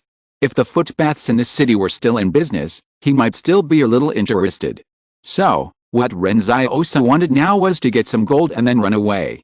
But just as he was about to leave, he heard the orderly footsteps of the Qing group's combat troops outside. Ren Xiaosu frowned and retreated back into the mall. It seemed that Liu Bu had revealed their existence to the Qing group after being captured, but now Ren Xiaosu was not panicked at all. This mall was very large, and Ren Xiaosu felt that even if these combat personnel came into search, it would be difficult to find him. What's more, this dilapidated city was so large and there were so many buildings. Even if the thousands of combat personnel of the Qing group did nothing and searched the entire city, it would probably take 10 days or half a month to search the entire city. Su Man from the Qing group led a combat team walking on the dusty street. They were ready to open fire at any time, because according to Liu Bu, Su Xianshu and Yang Xiaojin were both relatively dangerous, especially Su Xianshu, who had reached the sea-level danger level. As for Ren Xiaosu, everyone's judgment of Ren Xiaosu is similar, an ordinary refugee, strong and skilled in killing, but not very threatening. It was not that Su Man and Qing Zhen were blindly arrogant, but Liu Bu did not know what Ren Xiaosu's real trump card was. Su Man was a professional soldier with rich combat experience. He also knew how vulnerable Ren Xiaosu would be in the face of hot weapons if Ren Xiaosu was just a little stronger. Ren Xiaosu hid behind a dilapidated iron rack in the mall. He made sure that he was completely in the shadow and would not be discovered by people passing by outside. Seeing a team of combat teams led by Su Man slowly walking past a broken gate, Ren Xiaosu breathed a sigh of relief. At this time, Su Man and the combat team walked around a corner and suddenly stopped. He turned to the soldier behind him and said, "The placement of some items in that building is different from what I remember. Someone has been here and may still be inside."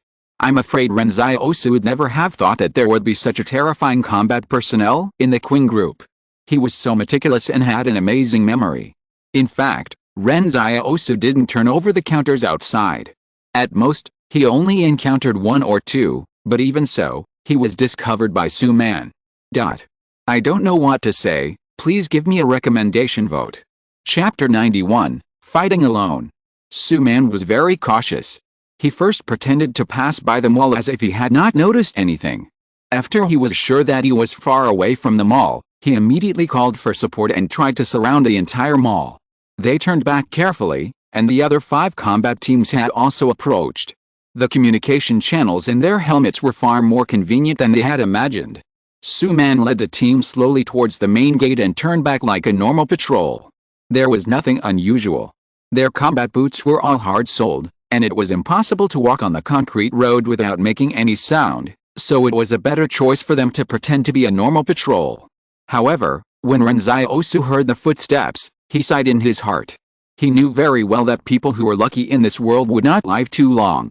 If he still thought that the other party had not discovered him at this time, it would be too stupid. The combat troops of the Qing group suddenly turned back. No matter how careless they pretended to be, Ren Xiaosu knew that there must be a reason. Suddenly, Ren Xiaosu felt a little heartbroken. He slowly put the coat wrapped in gold on the ground and decided to abandon them. Now he had to escape for his life, and he couldn't choose gold over his life. Even if he was very strong now, carrying a bag of gold would eventually affect his speed and even his balance. Ren Xiaosu always used money as a tool. He liked it, but he never indulged in it. It was always like this. Not only did he not want the gold, but he also did not want his coat, because it would make a lot of noise if he wanted to pull the coat out from under the gold. He turned around and ran lightly towards the depths of the mall. The mall was very large and had several floors. The outside was probably surrounded. Ren Xiaosu would not risk his life to test whether there was anyone outside a certain door. If he opened the door and was shot by a volley of bullets, he would probably be dead at that time. So Ren Xiaosu had to run upstairs. In his memory, there was a building as high as the mall next to this mall. The area near this mall used to be the most prosperous commercial center in the city, so the mall was not alone. Ren Xiaosu was not a reckless person.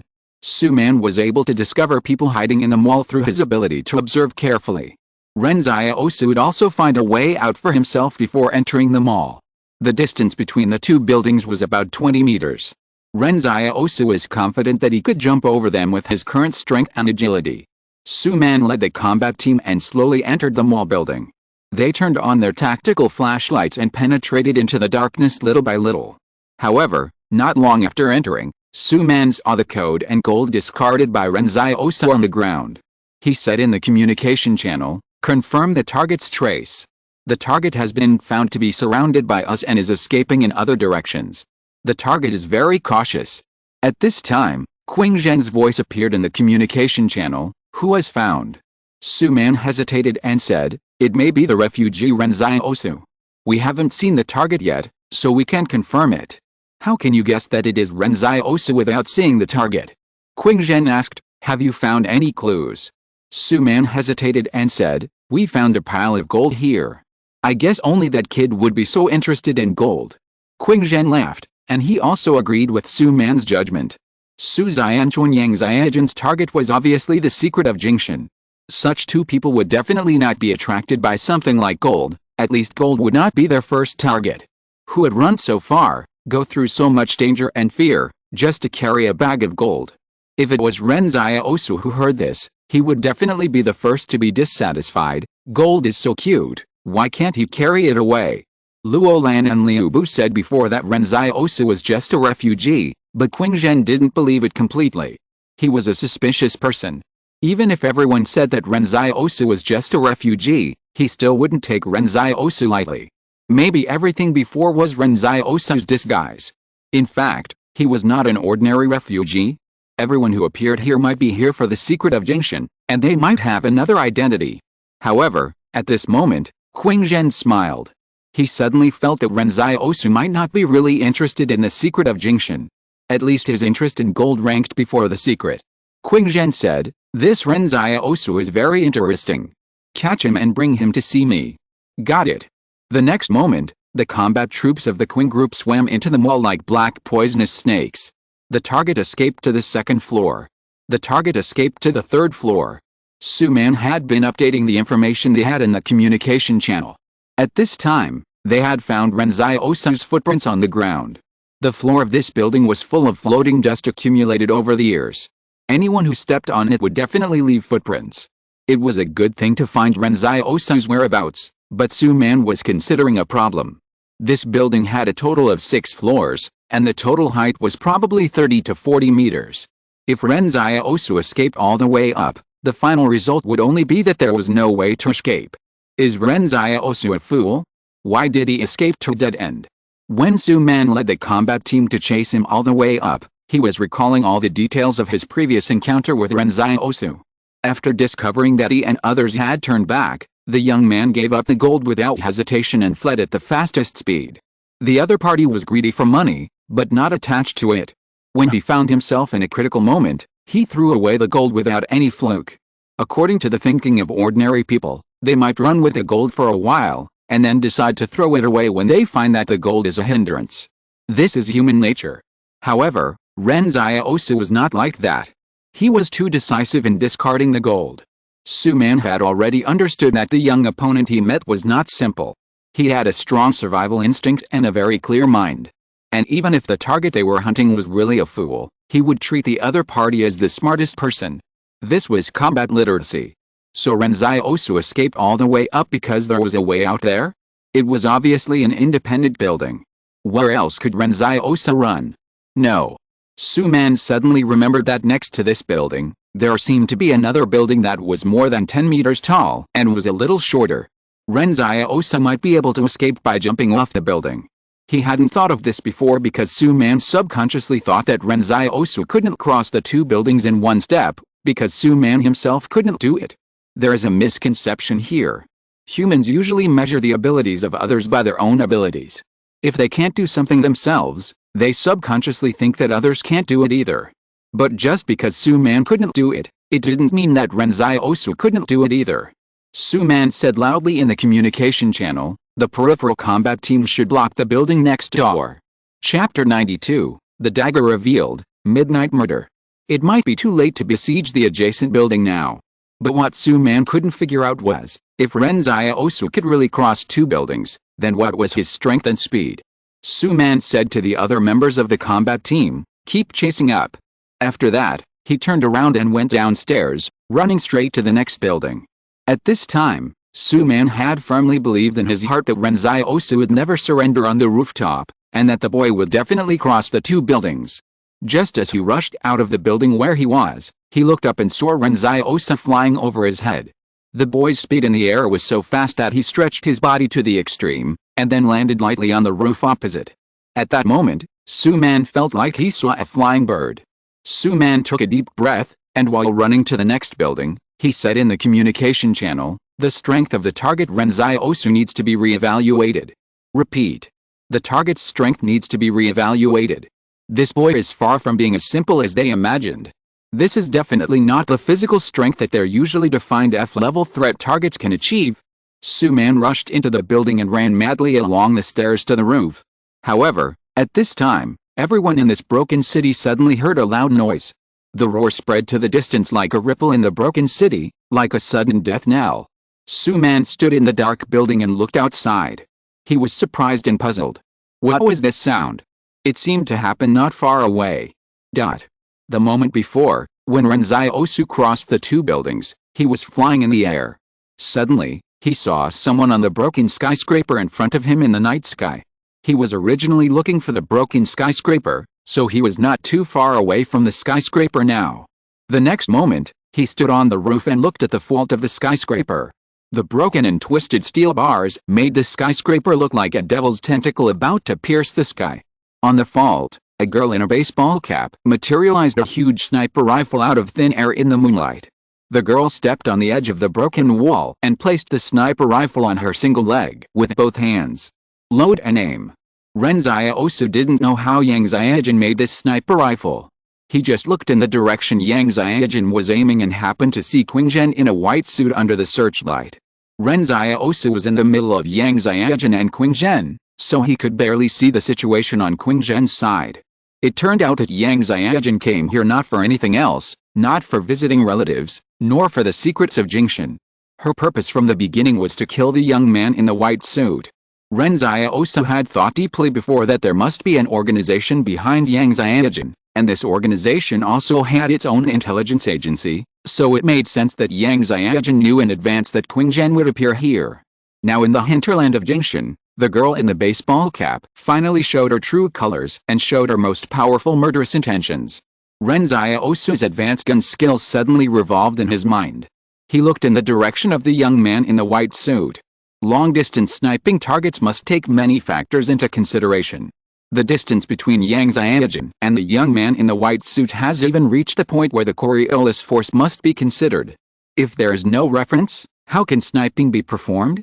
At this time, Luo Zinayu, not far from the young man in the white suit, lowered her head, her long hair hanging down in front of her and swaying with the breeze.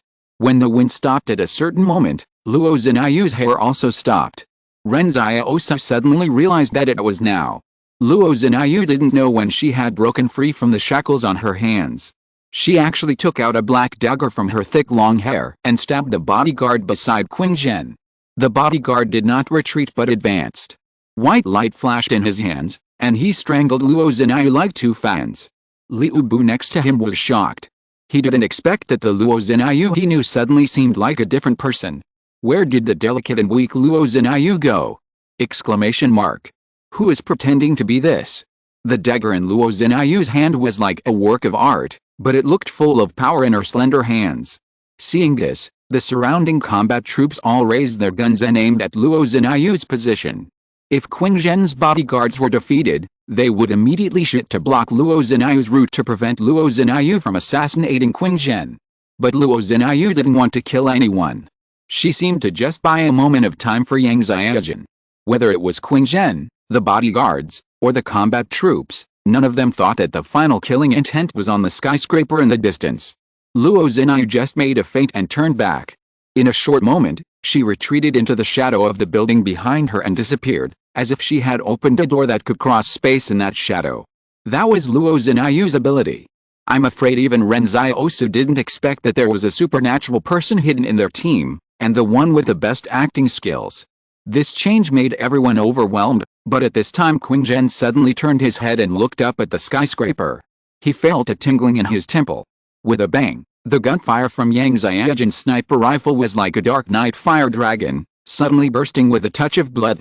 The bodyguard saw the gunfire in his peripheral vision and immediately gave up chasing Luo Zhenyu and returned to Qing Zhen's side. The bodyguard's duty is to protect, not to kill the enemy. The bodyguard roared, "Sniper!" The distance between Yang Xiaojun and Qing Zhen gave the bodyguard time. Although the bullet was fast, it was only relative. When the distance was lengthened, even if the bullet killed the enemy, it would need to cross the long air in darkness. The bodyguard used his body to block Qing Zhen, and the two white light fans in his hands were blocking his chest. He could have tried to push Qing Zhen away, but Qing Zhen was an ordinary person, and it was too slow to push Qing Zhen away. Time seemed to stand still. A palm-long sniper bullet tore the world apart in the air. When it rotated, it brought power to distort the air and penetrated the night sky. The beam of light from the searchlight illuminated Qing Zhen's surroundings like a stage, and the bullet seemed to have penetrated a gap in the beam of light and crossed 1,000 meters to the stage. With a bang, the bullet carrying a huge rotating force collided with the white fan, and the white fan broke into pieces bit by bit. At a certain moment, the bodyguard even felt that he could see the pattern on the palm-length silver bullet. Then, the bullet rolled into the muscle and heart, and then penetrated through it, bringing out radial blood flowers.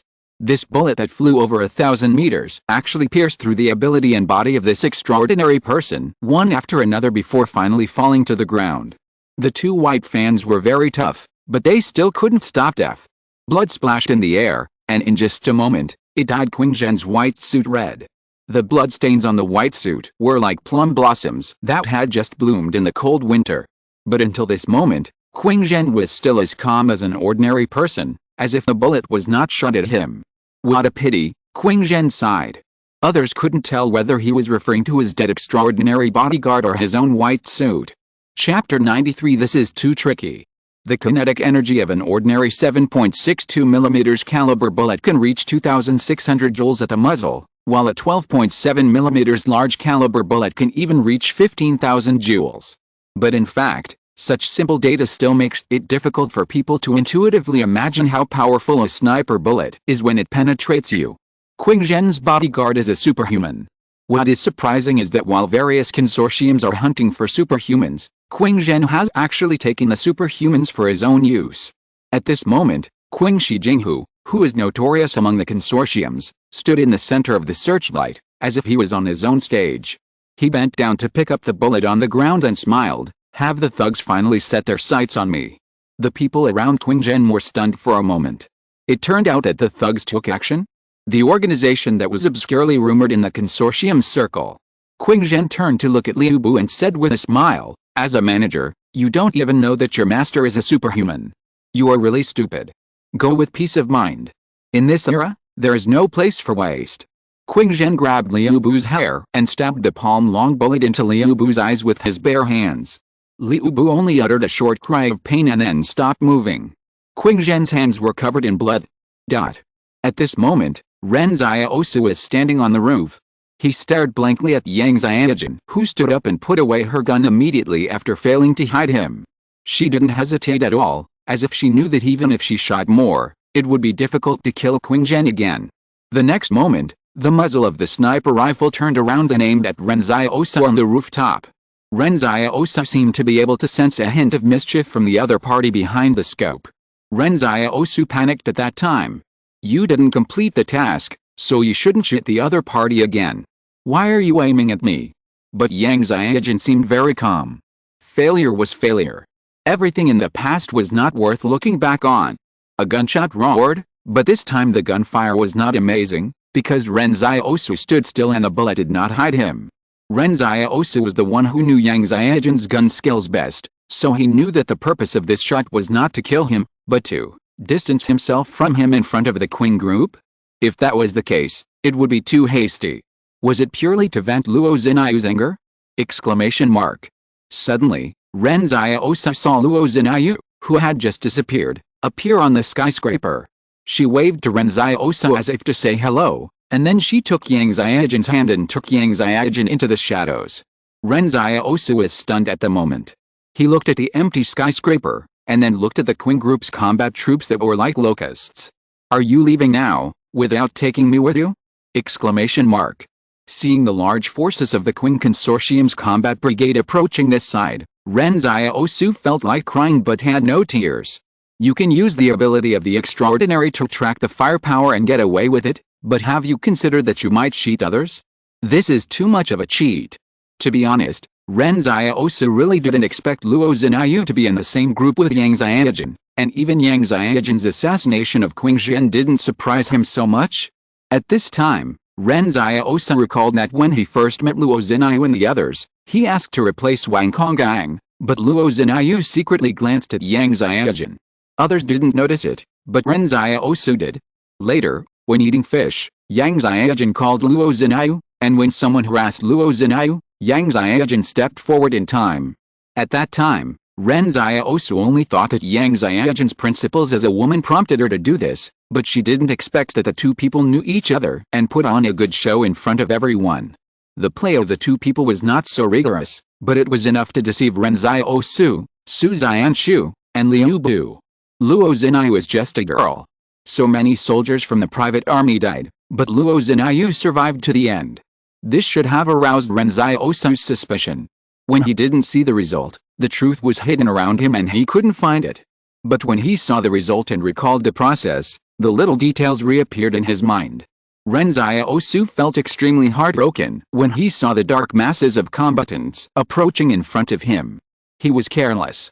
As expected, the more beautiful a woman is, the more dangerous she is. This rule is not only applicable to the wilderness. The two girls kept Liu Bu all the time, but in fact, it was just to let Liu Bu help clear Luo Zinayu's suspicion. In the end, Luo Zinayu helped Yang Xiaojin anchor Qing Zhen's position and buy a moment of time. The only surprise was that they didn't expect that there was an extraordinary person around Qing Zhen who was willing to sacrifice his own life to protect Qing Zhen. What virtue did Qing Zhen have to let an extraordinary person follow him so much? Exclamation mark. At this moment, the rusty iron gate on the rooftop was smashed to pieces. Ren Xiaosu raised his hand and fired to block the opponent's route. He looked around and cursed, "Fuck." As soon as he finished speaking, Su Man looked through the broken iron gate of the rooftop and saw Ren Xiaosu suddenly speeding up to the edge of the rooftop. He tried to shoot to stop Ren Xiaosu, but his wrist holding the gun could not keep up with Ren Xiaosu's fast movement. In the entire broken city, the combatants in black combat uniforms were like poisonous snakes spitting out their tongues. Ren Xiaosu could not wait any longer. He had to escape from here before the opponents surrounded him.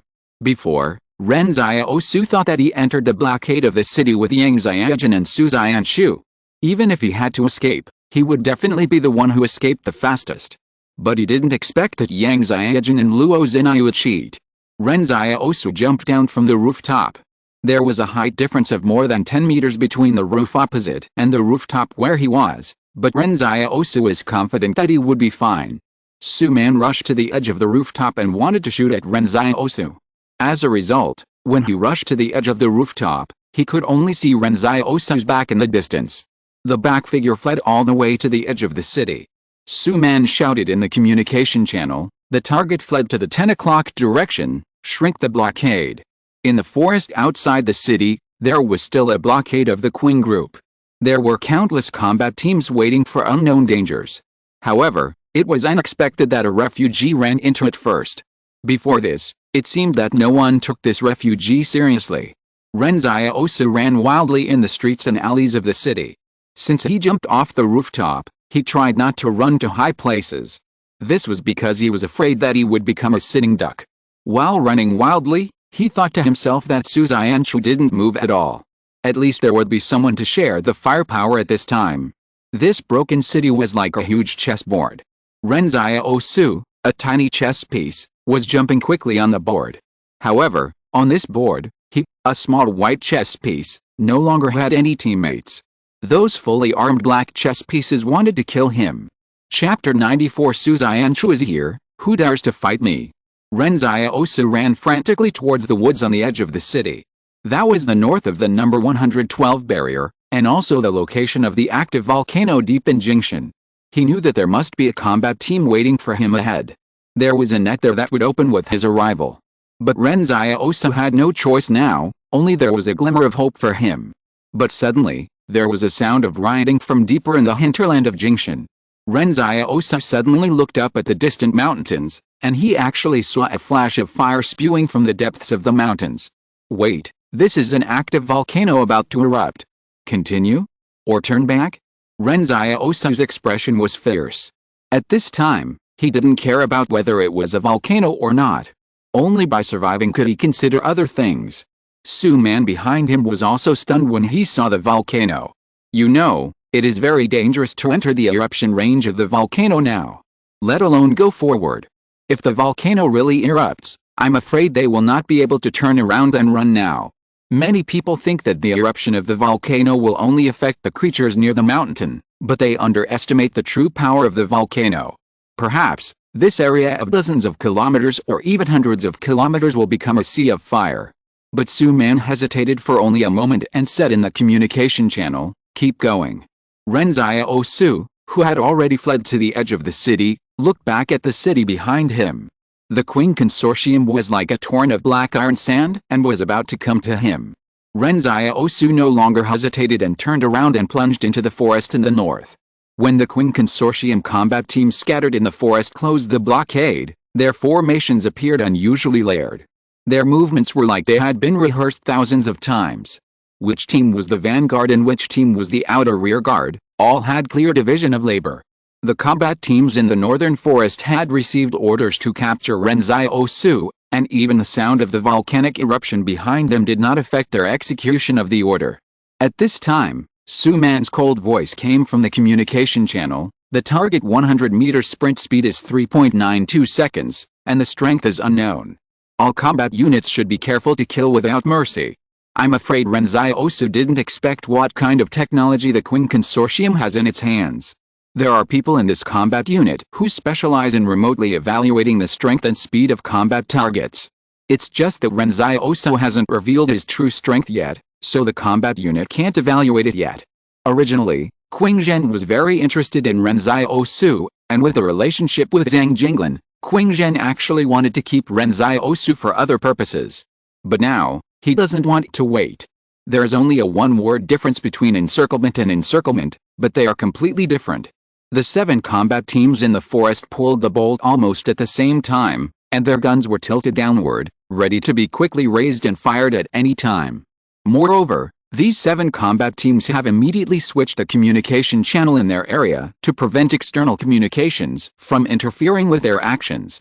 At this moment, these 210 people are in independent combat sequence, and they can kill first and report later. This has always been the habit of the troops led by Qing Zhen. Qing Zhen believes that if an independent combat sequence does not even have the right to make decisions, then this war machine will not have any real combat effectiveness. Many people in the Qing group have criticized his way of commanding troops, but Qing Zhen has never accepted other people's opinions, not before and not on the future. However, many bigwigs in the Qing group do not know this, which makes many soldiers willing to work for Qing Zhen, because Qing Zhen often makes them feel trusted. At this time, Qing Zhen looked at Liu Bu lying in a pool of blood. A member of the combat unit searched Liu Bu's body again. As a result, someone brought a folded tattered doll, This is what he was carrying before. Qingzhen frowned and said, "What is this? It seems that even a person like Qingzhen has never seen this thing." The combat team has turned on the tactical flashlight when slowly shrinking the blockade in the woods. According to the information Su Man got from Liu Bu, Ren Xiaosu should have a gun on him, and there are also 3 magazines seized from the private army. But the combatants of the Qing group were not afraid that they would become targets if they turned on the lights. After all, it was impossible for Ren Xiaosu to shoot 30 people at the same time.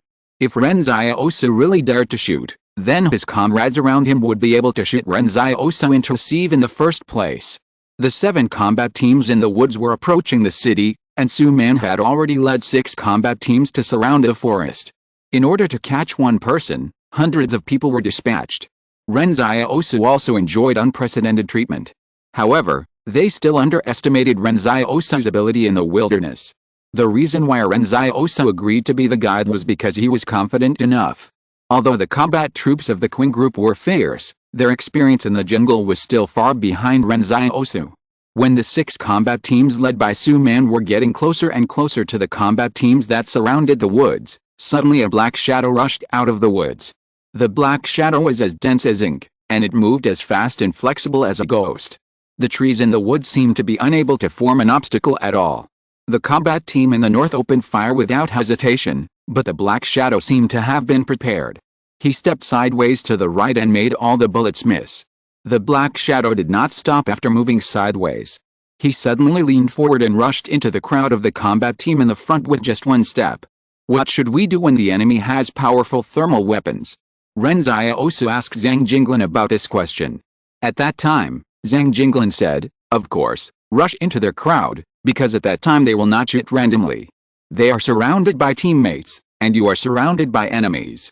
Ren Xiaosu was not sure whether the method Zhang Jinglin taught him was a joke, but it seemed to work now. Everyone in the combat team drew their tactical daggers. Because the black shadow was too fast, they were indeed worried that their bullets would accidentally injure their comrades.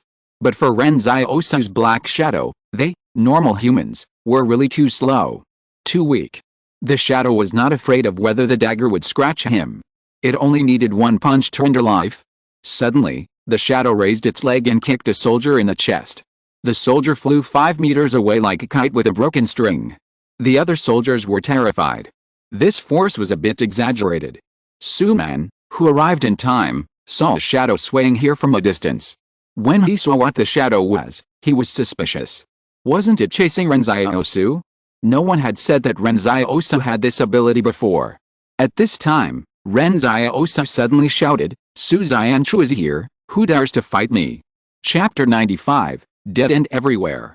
Ren Xiaosu used the shadow after careful consideration. He was not afraid of exposing the fact that he was a superhuman. After all, you are about to die, so why care whether you are superhuman or not? He was just afraid of exposing the fact that he could copy other people's skills. The reason why Ren Xiaosu pretended to be Su Xianchu was because he saw from a distance that Su Xianchu had not been caught yet, and the Qing group must have learned about Su Xianchu's ability through Liu Bu. Ren Xiaosu had seen several superhumans. Yang Xiaojun could materialize an unparalleled sniper rifle out of thin air. Su Xianchu could materialize his own shadow. Luo Zhenyu could shuttle through the shadows, and Qingzhen's bodyguard could materialize a white fan. At that moment, Ren Xiaosu seemed to have an illusion that all superhumans were cabbages. But his superhuman ability was different. What level was an ability that could copy everyone's superhuman abilities? Ren Xiaosu didn't know. What if the Qing group found out that he could copy other people's abilities and became more interested in him? Just now, Ren Xiaosu was still thinking on the way to escape. How many superhumans are there in this world? Are they a lot? But thinking about it carefully, it seems that this is not the case. It is Jingshan and Qingzhen who attracted them all. At this time, Su Man heard Ren Xiaosu's roar, and his previous doubts were finally solved. He reported the information in the communication channel. The previous intelligence was wrong. The target is not Ren Xiaosu, but Su Xianchu. In fact, they judged that Ren Xiaosu was Ren Xiaosu only because they thought that Ren Xiaosu, as a refugee, should be more interested in gold, but they did not have any direct evidence to confirm Ren Xiaosu's identity. First of all, they had never seen Ren Xiaosu's appearance. Secondly, Even if they had seen Ren Xiaosu and Su Xianshu, Ren Xiaosu's face was so dirty that it was hard to recognize. Moreover, Ren Xiaosu was wearing Sun Jianxiang's combat uniform. He and Su Xianshu even wore the same clothes. According to the information previously obtained by the Qing Consortium, Su Xianshu could manifest his own shadow to fight, and his combat effectiveness was very strong, even fearless of bullets. Although Ren Xiaosu's shadow was black and did not match Liu Bu's description, Su Man subconsciously thought that it might be a problem with the light. Maybe the shadow would turn gray during the day. The combatants of the Qing group originally heard Ren Xiaosu's bold words, "Su Xianshu is here, who dares to fight me?" and thought that the target was going to fight them to the death, but the target turned around and ran away. Just now, a few bullets brushed past Ren Xiaosu's body, but Ren Xiaosu was still unscathed. He knew that it was not because he hid well, nor was it because the combatants of the Qing group had poor marksmanship, but the wish made by Yan Liuan began to work. Ren Xiaosu frowned in worry, and he didn't know how Liuan was doing now. He had to get rid of the Qing group as soon as possible and couldn't take such risks anymore. When he ran about 100 meters away, he finally took back his shadow. The shadow rushed through the crowd, and Ren Xiaosu no longer controlled it to accurately strike the enemy's vital points, but used his body more roughly to carry out a destructive impact. You have to know that Ren Xiaosu's own strength is equivalent to nearly 3 adults, while shadow is twice as strong as him. So there is no need to hit the vital points. Whoever shadow hits will be crushed to pieces. In the encirclement of the Qing group, shadow fought alone like a small boat, as if he could die at any time, but surprisingly, no matter how many wounds shadow got, he seemed to be able to fight forever. There were many combatants blocking shadow and Ren Xiaosu. When Ren Xiaosu recalled shadow, shadow was like a train, and it forcibly smashed a bloody path in the crowd. To recall shadow, it must be integrated with Ren Xiaosu's body. Similarly, if Ren Xiaosu wanted to release shadow, it would only separate from Ren Xiaosu's back. When shadow returned to Ren Xiaosu, it had been beaten with many scars on its body. Those wounds were as painful as if they were on his own body. Shadow was also shot several times when escaping, and Ren Xiaosu almost vomited blood in pain. Beads of cold sweat slid down his face and back. Ren Xiaosu endured the pain and could only grit his teeth and continue to run for his life. No wonder Su Xianshu's shadow took the bullet before, and Su Xianshu's face turned pale. It turned out that this shadow also had side effects. But what Ren Xiaosu didn't know was that if Su Xianshu was here, he would be very surprised. Su Xianshu had tested it himself. Once the shadow experienced high-intensity exercise, it would definitely cause the spiritual power of the main body to be exhausted and dissipated. At that time, the main body would feel nauseous, vomit, and have chest tightness. It would be worse than death. But Ren Xiaosu's shadow was completely different from his.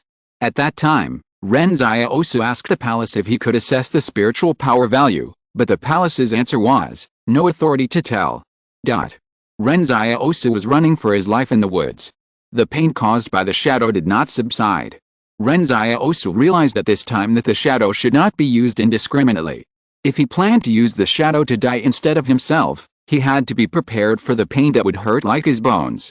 Every time the shadow died, he died. Ren Xiaosu was panting heavily. It was not that he had never been injured before, but this pain was more real than the real wound. However, what comforted Ren Xiaosu was that the shadow did not dissipate because of the injury, and he still had the strength to fight. The Qing group fighters behind him were like black hounds, chasing him closely. If Ren Xiaosu had not moved faster than them, he would have been in real trouble. Ren Xiaosu did not run in a straight line, but tried to slowly get rid of the hounds behind him. Soon, the Qing group could not even tell where Ren Xiaosu was. It was not until this time that Ren Xiaosu breathed a sigh of relief. After all, the pressure of being chased by hundreds of people was too great. He planned to hide in the woods and take a breath. However, at this moment, he suddenly heard the sound of iron chains coming from the front. Ren Xiaosu stood there, holding his chest and laughing miserably. What the hell? He sighed. Life is full of dead ends. Ren Xiaosu had seen the experimental subjects in the cages that Qingzhen and others had imprisoned from a distance, but he could not hear Qingzhen's words, so he did not know that there was more than one experimental subject. Ren Xiaosu thought that the biggest obstacle on the way to escape to the north might be the volcano, but he didn't expect it to be these experimental subjects. Judging from the sound, Ren Xiaosu immediately found that the other party came from 3 directions, which means that he encountered at least 3 experimental subjects. The sound of the rattling iron chain was getting closer and closer, and Ren Xiaosu heard the sound of the experimental subject's saliva dripping on the rotten leaves again. Shadow stood side by side with him. Ren Xiaosu roughly estimated in his mind that maybe Shadow could deal with 2 experimental subjects, but whether he could deal with one alone became a big problem. There were 4 experimental subjects in front and hundreds of people behind him. At this moment, they all wanted to kill Ren Xiaosu. If you're listening to this novel on a channel other than Fanfic World, it means they downloaded and uploaded it without effort. We cordially invite you to visit our channel, Mundo Fanfic Novelis. There you'll find the original version of this story and you can explore many other novels of various genres. We're waiting for you to immerse yourself in a world of incredible novels. Chapter 96. I want to thank myself 7 times. Ren Xiaosu had a gun, but if he fired, he would immediately expose his position. Then the people from the Queen Consortium would be attracted and he would be attacked from both sides. Moreover, if the experimental subject attacked at close range, a gun would be less useful than a dagger. He subconsciously touched his dagger, which was the one Yang Xiaojun had exchanged with him. However, when he touched it, Ren Xiaosu was shocked to find that the dagger was gone. At this time, Ren Xiaosu suddenly remembered that Yang Xiaojun had pretended to accidentally bump into him before leaving. The dagger might have been taken away by Yang Xiaojun at that time. Ren Xiaosu didn't know whether to laugh or cry. This girl was really a person who would not suffer any loss. She clearly said that it was exchanged for her, but she actually took it away? Exclamation mark. What about the trust between people? It's so ruthless. Ren Xiaosu felt that Yang Xiaojun's stealing skills must be very high. You know, no one in the market town can steal things from Ren Xiaosu quietly. He sighed in his heart, what should he do without a dagger? However, what Ren Xiaosu didn't know was that it was difficult to cut the skin of the experimental subject with an ordinary blade. Even if the bullet entered, it would only be locked on the surface by the opponent's muscles in an instant. Direct headshots were not an option either, because the skull is the toughest part of the human skeleton. These experimental subjects were no longer afraid of the threat of bullets, unless the bullet directly penetrated the eyes. However, the speed of these experimental subjects was not much different from his, and the probability of Ren Xiaosu shooting into the eyes was almost 0. His gun skills were only advanced, not perfect. At this moment, there was a sudden sound of wind behind Ren Xiaosu.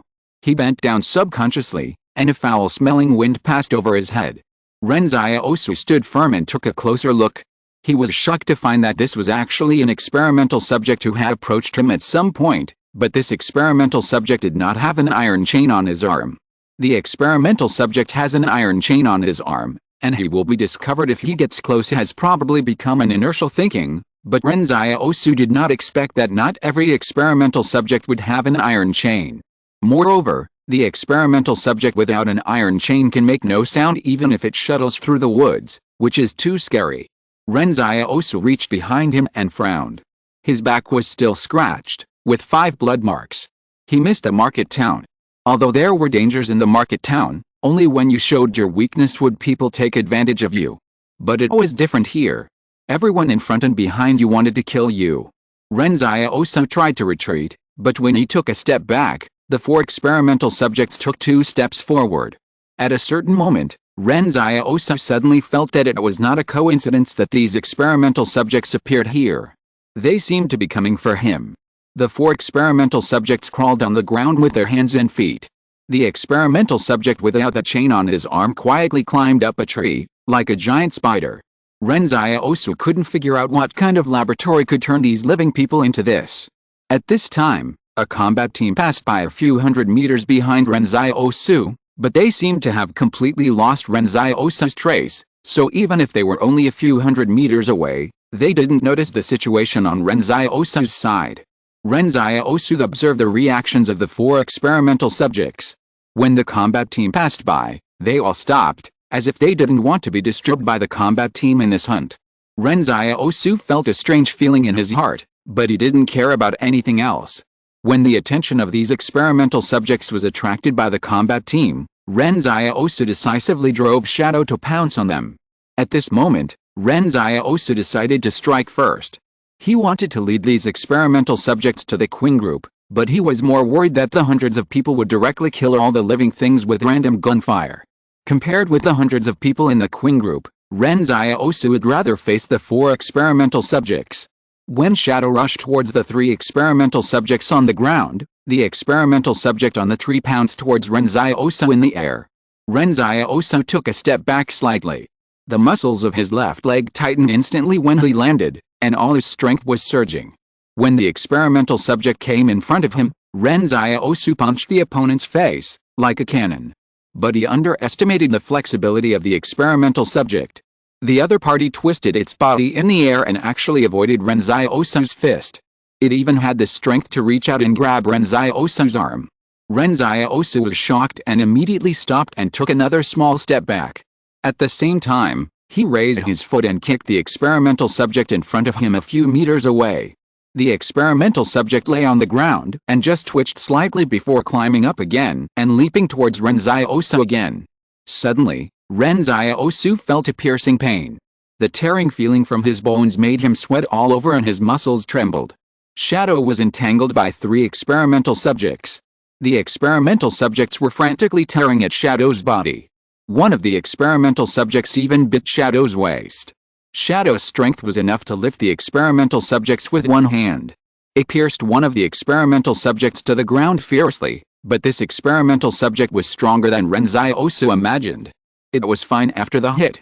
This is the disadvantage of not having weapons. Ren Xiaosu couldn't kill these experimental subjects with one blow.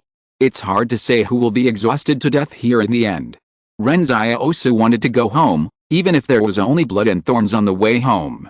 Because he couldn't kill the experimental subjects immediately with a sharp weapon, even Shadow began to lose strength gradually, because it had to face 3 terrible monsters at the same time. Those monsters bit Shadow tightly, and every bite seemed to bite Ren Xiaosu directly. The pain sent unbearable information from a specific part to the central nervous system. These pains formed extremely complex signals that ran wild in the neural network, so that his normal will was disturbed. He raised his hand slower and his hand was shaking. The experimental subjects in front of him tried to attack Ren Xiaosu many times, but they were blocked back. But he also gradually found that his enemy seemed to be getting slower and weaker. Ren Xiaosu's eyes were red, and he endured the severe pain and almost cried. Ren Xiaosu had never cried in all these years, not even a tear. He held onto the tree trunk beside him and gasped. Everyone here wanted him to die. The experimental subject wanted him dead. The Queen group also wanted him dead. But he didn't want to die. Shadows are not omnipotent, or rather, all the supernatural powers in this world are not omnipotent. Ren Xiaosu needed weapons, even though he only had 93 gratitude coins. He said to the palace, "Give me weapons."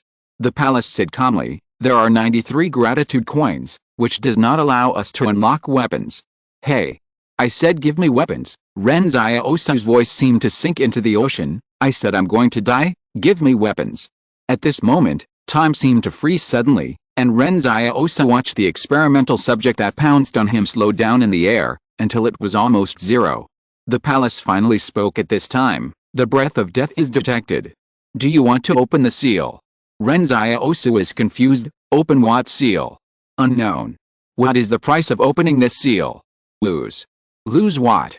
Ren Xiaosu is surprised and said, "You have to tell me what I will lose, so that I can decide whether to open this seal or not." "Everything." Ren Xiaosu suddenly sneered at the palace. "How much blood have I shed, and how many wild vegetables and tree roots have I eaten to live to this day?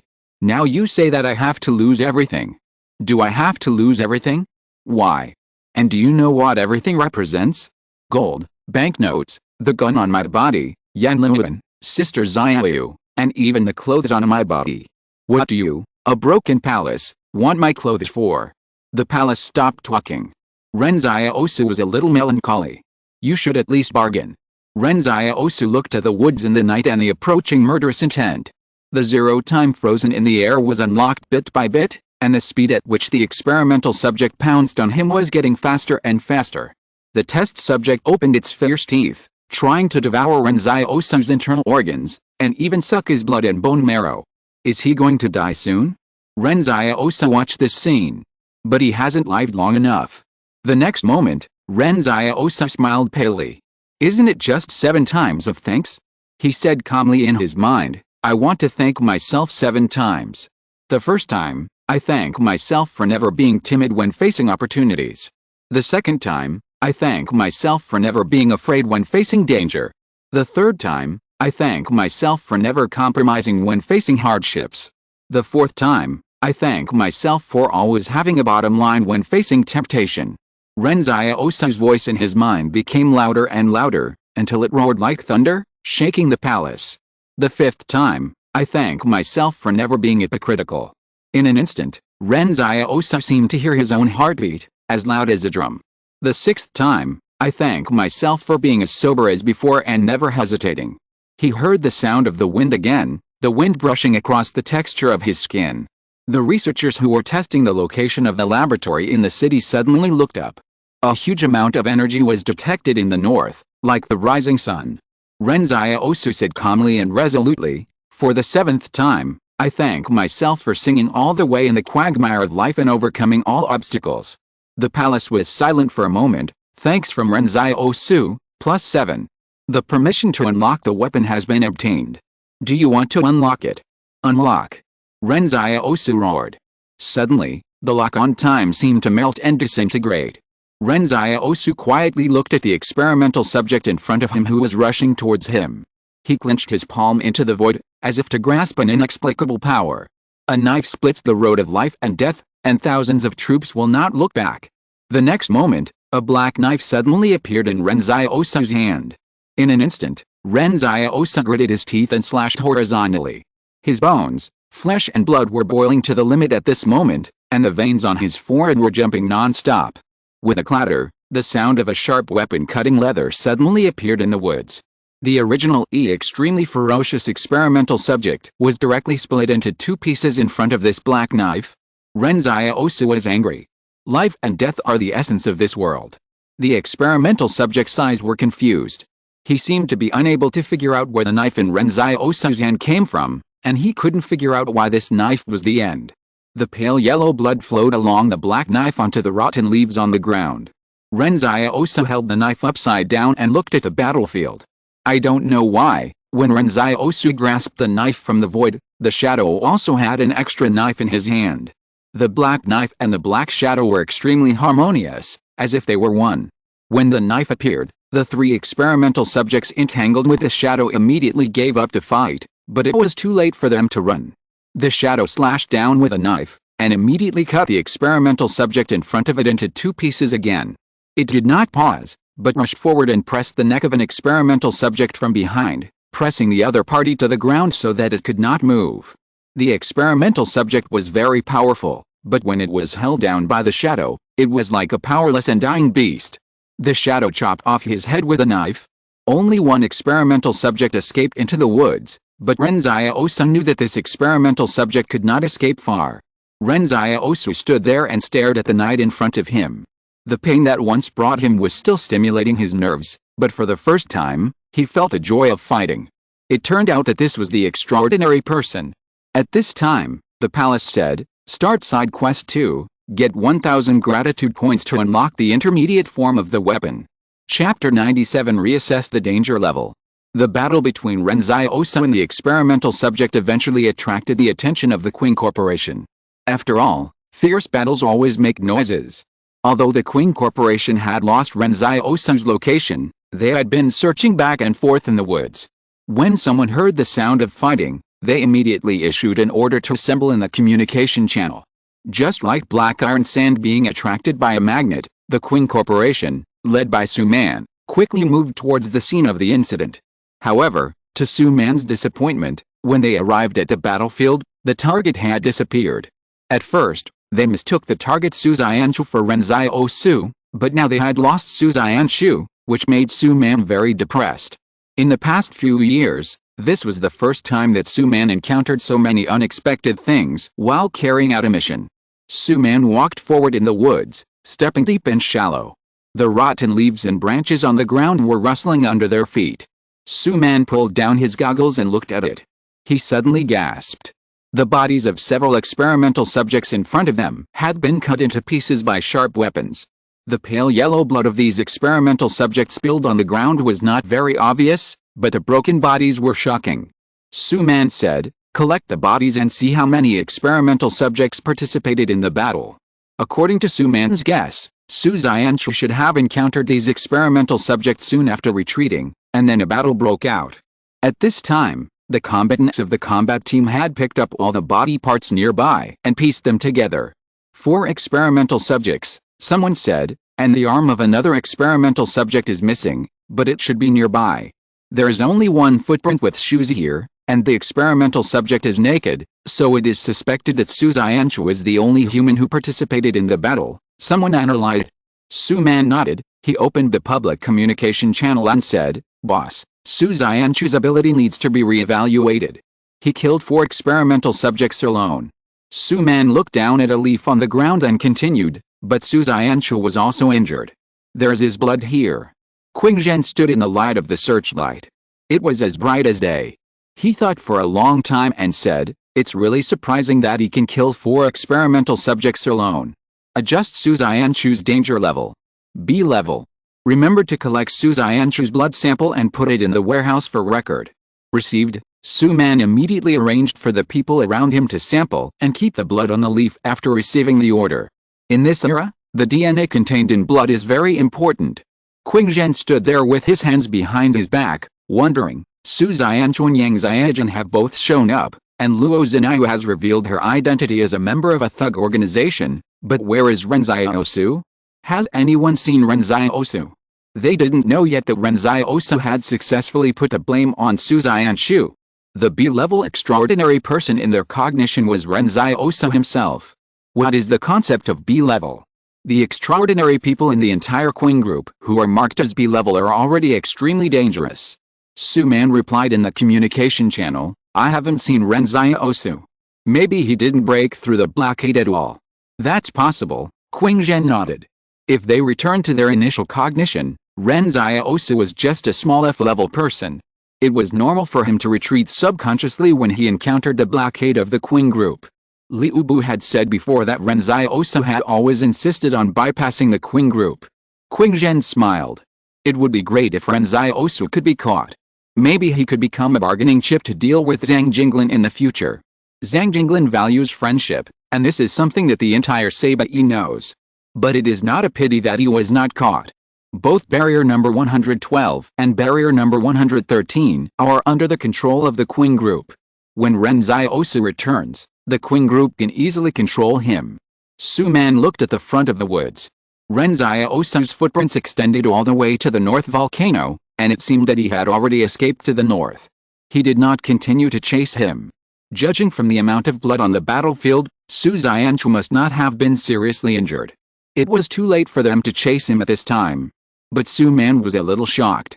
During the day, so many people surrounded an experimental subject, and 3 died and 13 were injured. But now someone can kill 4 experimental subjects alone. Moreover, the wounds on these experimental subjects were extremely smooth. They had tested that even a sharp tactical dagger would require a lot of strength to cut through the skin of the experimental subjects. There are far more secrets in this Su Xianchu than everyone thinks. Su Man has decided to hold the senior officers of the private army of barrier number 113 accountable. They didn't even know that there was such a terrible extraordinary person hidden in their private army. At this time, Su Xianchu himself didn't know what he was going to face. Unlike Ren Xiaosu and Yang Xiaojun, he was the one who didn't break through the blockade. Su Xianchu really wanted to know what happened in Jingshan, but he didn't seize the opportunity to break through the blockade at first. Later, he thought that he might not be able to get out if he went in, so he simply took a detour to the direction of barrier number 112. He let Shadow carry him all the way. When Ren Xiaosu went to touch the gold, he was about to bypass the entire city and reach the back of the Qing group. So Su Xianchu knew nothing about what was happening in the city. He didn't know that he was on the Qing group's dangerous level list, and he was at the top of the list. If he knew these things, he would probably come back and fight Ren Xiaosu on the spot. Su Xianchu, who was lying on the back of Shadow, felt that something was wrong, but he didn't know what was wrong. "Let's gather the troops," Su Man said, "prepare to build a defense line. The active period of the experimental subjects is coming, and we can't determine where they are hiding now. It seems that Su Man knows very well that even if 4 more experimental subjects died at this time, this is still not the end. The number of experimental subjects is far more than others imagined. However, at this moment, Su Man suddenly heard hurried footsteps 100 meters away from the side and front, as if someone was running wildly. He immediately shone the beam of the tactical flashlight over, and suddenly found that it was Ren Xiaosu who was lying on the back of Shadow and trying to escape. Su Man was stunned for a moment. What's going on? Why did Su Xianchu come back? Did he run away before? Ren Xiaosu saw Su Man and his men from a distance and began to take a detour. This was to bypass the combat personnel of the Qing group from the left side of the combat team. But Su Man did not hesitate. He immediately pulled a bolt and prepared to raise the gun to shoot. However, Ren Xiaosu got anxious when he heard the sound of guns being loaded from afar. You're still preparing to shoot me? Look behind me. Su Man looked behind Ren Xiaosu in confusion, and saw shadows gathering in the woods, and the sound of iron chains ringing densely. Su Man suddenly felt unwell. Did you go and pierce the nest of the experimental subject? Exclamation mark. Chapter 98, Experimental Subjects Entertainment Activities. The countless experimental subjects in the woods shuttled back and forth in the gaps of the shadows, so densely packed that they looked like a large group of spiders. Even an experienced soldier like Su Man was frightened and turned pale. Su Man, who knew what was going on, could immediately figure out that Su Xianchu happened to run into the nest where the experimental subjects were living together when he was escaping, so he attracted all the experimental subjects out. Those who didn't know the situation would think that Ren Xiaosu is calling for revenge. However, Su Man was more certain of the identity of Su Xianchu. After all, Liu Bu said that Su Xianchu once used his shadow to carry him on his back, which was easy and labor-saving. To be honest, Ren Xiaosu himself didn't expect that Liu Bu had helped him conceal his identity by accident, and he selflessly paid the price of his life. I saw those experimental subjects chasing Ren Xiaosu frantically, and their saliva splashed as they crawled. The moment Su Man saw this scene, he shouted in the communication channel, "Pay attention to the direction of the city, build a defense line." There were many people from the Qing consortium in the woods, hundreds of them, but it seemed that there were more experimental subjects than them. However, at this moment, Su Man actually gave priority to notifying the city to build a defense line instead of ordering an evacuation. Su Man said in the communication channel, all personnel present should immediately defend and fire in teams to buy time for the city. Ren Xiaosu ran wildly while watching from a distance that the combat teams of the Qing consortium stopped at the same time, and then half-knelt and fired. They had no defensive fortifications to rely on, but they actually built a defensive fortification with their bodies. Ren Xiaosu's speed on the back of the shadow was faster than the experimental subject, so when the Qing consortium opened fire, he had successfully deviated from the original trajectory and avoided the Qing consortium's shooting path. But Ren Xiaosu was also shocked. Could this be the difference between the combat personnel of the consortium and the private army? These soldiers of the consortium were willing to sacrifice their lives in safety to buy time for their comrades behind them. How could that young man in a white suit lead such a troop? In fact, Ren Xiaosu overestimated the consortium troops, or rather, the soldiers under Qing Zhen gave Ren Xiaosu the illusion that the consortium soldiers were united and strong. In fact, the soldiers under Qing Zhen were also the best in the consortium circle. Su Man was a soldier with great combat literacy, but that did not mean he was not afraid of death. One of the important qualities of combat literacy is to judge the situation and be able to correctly judge the battle situation. He knew very well that if he stayed to delay time for the city, he would definitely die, but if he retreated, more people would definitely die if his comrades in the city behind him were not fully prepared. Qing Zhen had long ordered the army to build fortifications, such as simple bunkers and fences, which were all necessary. But Su Man knew very well that they had misjudged the number of experimental subjects in Jingshan. According to the intelligence, there should be only 100 experimental subjects in Jingshan. In the experimental subject of the fire company, the total number of living specimens was only 87. Could it be that after the Spark Company was unable to bypass the Qing group to restart the laboratory, it deliberately leaked false information in order to kill Qing Zhen? You have to know that in the past 2 years, Qing Zhen has killed many people from the Spark Company. Of course, Qing Zhen is not a fool. He brought several times more people here than originally planned. Qing Zhen will not die here. Su Man is not worried about Qing Zhen's safety. What he is worried about is that the 112th Barrier Combat Brigade will be hit hard. At this time, Su Man's communication channel is open to the whole area, so he can hear Qing Zhen's calm voice in the helmet. Save them, slowly retreat to the edge of the city, I have been prepared. Su Man breathed a sigh of relief, and he shouted in the regional communication channel, hold the line, reinforcements are coming soon. As long as they hold on long enough, they will not die. At least, most people will not die. If other bigwigs from other consortiums come, I am afraid that their first reaction will be to abandon their isolated army.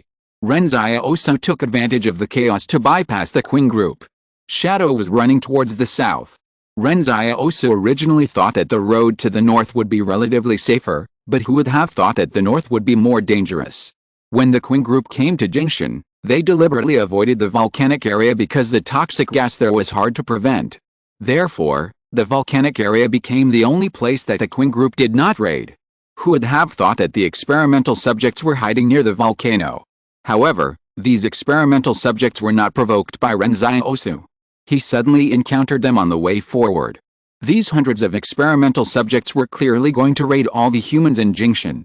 Ren Xiaosu couldn't tell what attracted them, or was it the precursor of the volcanic eruption that woke them all up? Ren Xiaosu didn't care so much. Now, even if he had to face the human-faced bugs or the wolf pack, it would be better than facing the Qing group and the experimental subjects directly. He could still beat 4 of them, but he really lost his temper when he met hundreds of them. If he hadn't had Shadow to carry him and run away, Ren Xiaosu would have probably fallen to the ground and pretended that he was also an experimental subject, just in case the other party's IQ dropped and he believed it. Ren Xiaosu thought to himself, why are there so many experimental subjects here? It's obvious that Su Man didn't expect that there would be so many experimental subjects. Could they have continued to reproduce over the years? Could those experimental subjects without chains on their arms be born later? It's not that Ren Xiaosu has a big imagination, but he can't figure it out. These experimental subjects don't have much entertainment in the deep mountains and old forests. What else can they do besides giving birth to children? When killing the 4 experimental subjects, Ren Xiaosu is so proud and felt invincible. However, less than half an hour later, this pride was ruthlessly shattered by reality. Ren Xiaosu, I am invincible. Reality, no, you are not. The combat personnel of the entire Qing group are heading north to save Su Man and others. Ren Xiaosu took advantage of this gap to escape all the way to the south, which was the way he returned to barrier number 113. Yang Xiaojun and Luo Zhenyu have disappeared, while Su Xianchu left Jingshan leisurely on another road. This adventure is actually more like a farce, but it reveals the real world to Ren Xiaosu. Now he only knows about the Fire Company and the Qing group, but there are many more groups and barriers in this world, and the world is wider than he imagined. Just as Ren Xiaosu was running for his life, he suddenly heard the sound of vibration coming from the volcano behind him again, and this time even the ground began to tremble. The magma erupted from the crater rose into the sky like fireworks. The magma quickly condensed into hot stones when it encountered cold air in the air. Then it seemed like a meteorite rain fell nearby, and a large area of forest fell into a sea of fire. Chapter 99 Go Home. At this moment, Ren Xiaosu could only be thankful that he ran fast enough, and even thankful that he met those experimental subjects on the way, otherwise he would not be able to avoid the eruption area. The long accumulated power of the volcano finally erupted at this moment. Qing Zhen looked at this scene in the ruined city and sighed, what a pity. I don't know what he was regretting this time. Someone beside Qing Zhen asked, boss, what should we do now? But as soon as the voice fell, the earth-shaking roar of some creature suddenly came from the crater, and the roar seemed to spread dozens of kilometers in an instant. Ren Xiaosu looked back suddenly, and saw that on the top of the highest volcano, there was suddenly a huge claw, grabbing the edge of the crater, as if trying to climb out from there. What kind of creature is hidden in the volcano? What kind of creature can survive in the magma? Even this kind of terrible creature has appeared, so what kind of terrible existence is the creature that he had encountered in the river before but didn't see with his own eyes? Qing Zhen sighed, this kind of thing actually exists. We will temporarily withdraw from Jingshan from the west. The mission has failed. The confidant beside Qing Zhen looked at the volcano and said in a daze, what the hell is this thing?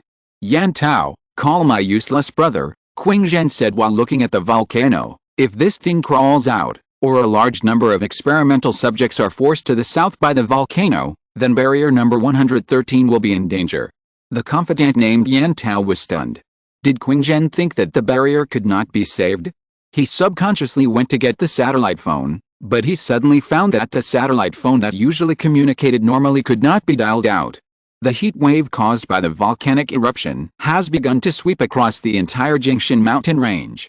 You should know that there is more than one volcano in Jingshan. Seeing this, Qingzhen said, "Leave here first." This sea of fire seemed to completely burn and bury the secrets of Jingshan. Su Man and others who received the retreat order retreated while firing in an orderly manner. They did not panic because of the volcanic eruption. Instead, they seemed to be calmer in this dangerous environment. When they retreated from the edge of the forest into the city, the person next to Qingzhen suddenly pressed the remote control in his hand, and in an instant the boundary between the forest and the city seemed to be ignited by a line of fire. The explosives that the Qing group had buried there for a long time detonated at the same time, completely blocking the experimental subjects to the north of the forest. Even creatures as strong as the experimental subjects were killed or injured. The remaining experimental subjects that were not affected by the explosives looked coldly at the retreating Qing group across the wall of fire. The experimental subjects did not hesitate here for too long, but re-entered the forest, as if to bypass this area. Su Man returned to Qingzhen panting, and he bowed his head and said, "I'm sorry, I couldn't bring Su Zianshu back." "It doesn't matter," Qingzhen shook his head. "Get in the car, let's go to the west, there should be a road back to barrier number 112. After saying that, Qingzhen turned and left, and the heels of his leather shoes tapped on the ground calmly. At the edge of the city, there were a large number of troop transport trucks and off-road vehicles parked there, as well as many heavy machinery. Su Man did not move. Qingzhen turned around and looked at him. "Do you want to ask me why I asked someone to save you? Don't be too moved. This is just a deal between us. I asked someone to save you because you are still useful." Su Man opened his mouth, as if he wanted to say something. Finally, Qingzhen smiled. "Save your words of loyalty, I never believe in such things." However, at this moment, a combatant in the front shouted, "Oh no, our car can't be driven, come and take a look at the tires." Su Man was stunned. "What's the situation? Is the tire burst?" "We brought a jack and a tire repair and inflation machine, just fix it." The man said with a bitter face, "It's not that the tire is burst, our tire was cut off." Su Man. Qingzhen. The originally calm Qingzhen's smile slowly froze on his face. "Su Zianshu, this is the first time I want to kill someone so much? Su Man, bring me a combat uniform." Qingzhen and Su Man knew that Su Zianshu fled to the south, but they really didn't expect this to happen. In Su Man's opinion, puncturing the tire was already good enough, but puncturing the tire was not enough. The other party directly cut the tire off? Exclamation mark. Cutting off the tires means that all the members of the Qing group must walk out of Jingshan. It's not that there is any danger, but continuing to wear white suits will make them look a bit embarrassed.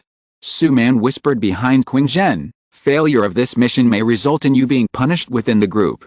Qingzhen didn't care. "It's okay, those old men always need someone to work for them. I just treat it as a vacation for a while." "What should we do with Ren Xiaosu?" Su Man asked.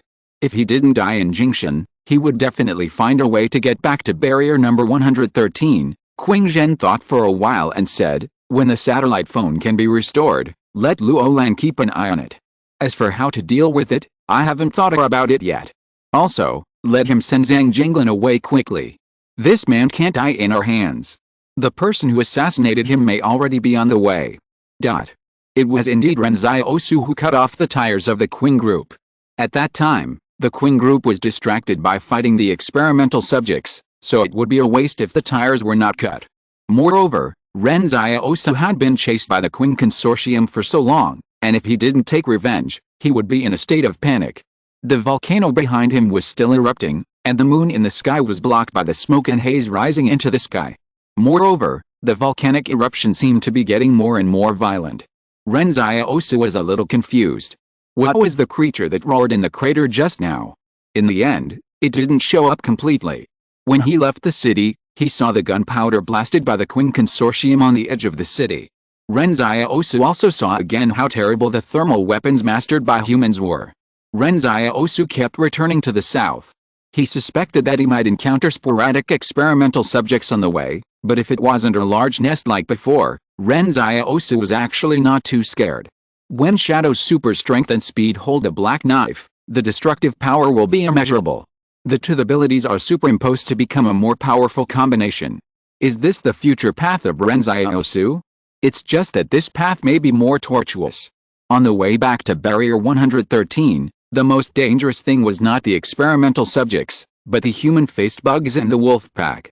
Ren Xiaosu rested on Shadow's back all the way, while Shadow seemed to be walking in the air. His legs and feet were so fast that they almost left after images. Although this made Ren Xiaosu look like a disabled person who needed to rely on others to walk, Ren Xiaosu didn't care. During this period, he also went back to the cave where they stayed one night, and found that there was a line of beautiful small words on the top of the cave: "It's behind you." These words were not there before, and the marks were very new. Ren Xiaosu remembered that Yang Xiaojin fell behind when they set out that day. For some reason, when he looked at the beautiful words, he felt that Yang Xiaojin might have deliberately carved them to scare people. "You are really naughty." Ren Xiaosu took a look and continued to move south. An hour later, the forest fire caused by the volcanic eruption was spreading all the way to the south. The entire Jingshan mountain had turned into a sea of fire. Ren Xiaosu vaguely heard the sound of wild beasts running behind him, as if they were fleeing to the canyon, but these had nothing to do with Ren Xiaosu. It was slow when coming, but it was fast when going back. It only took Ren Xiaosu half a day to reach the front of the canyon.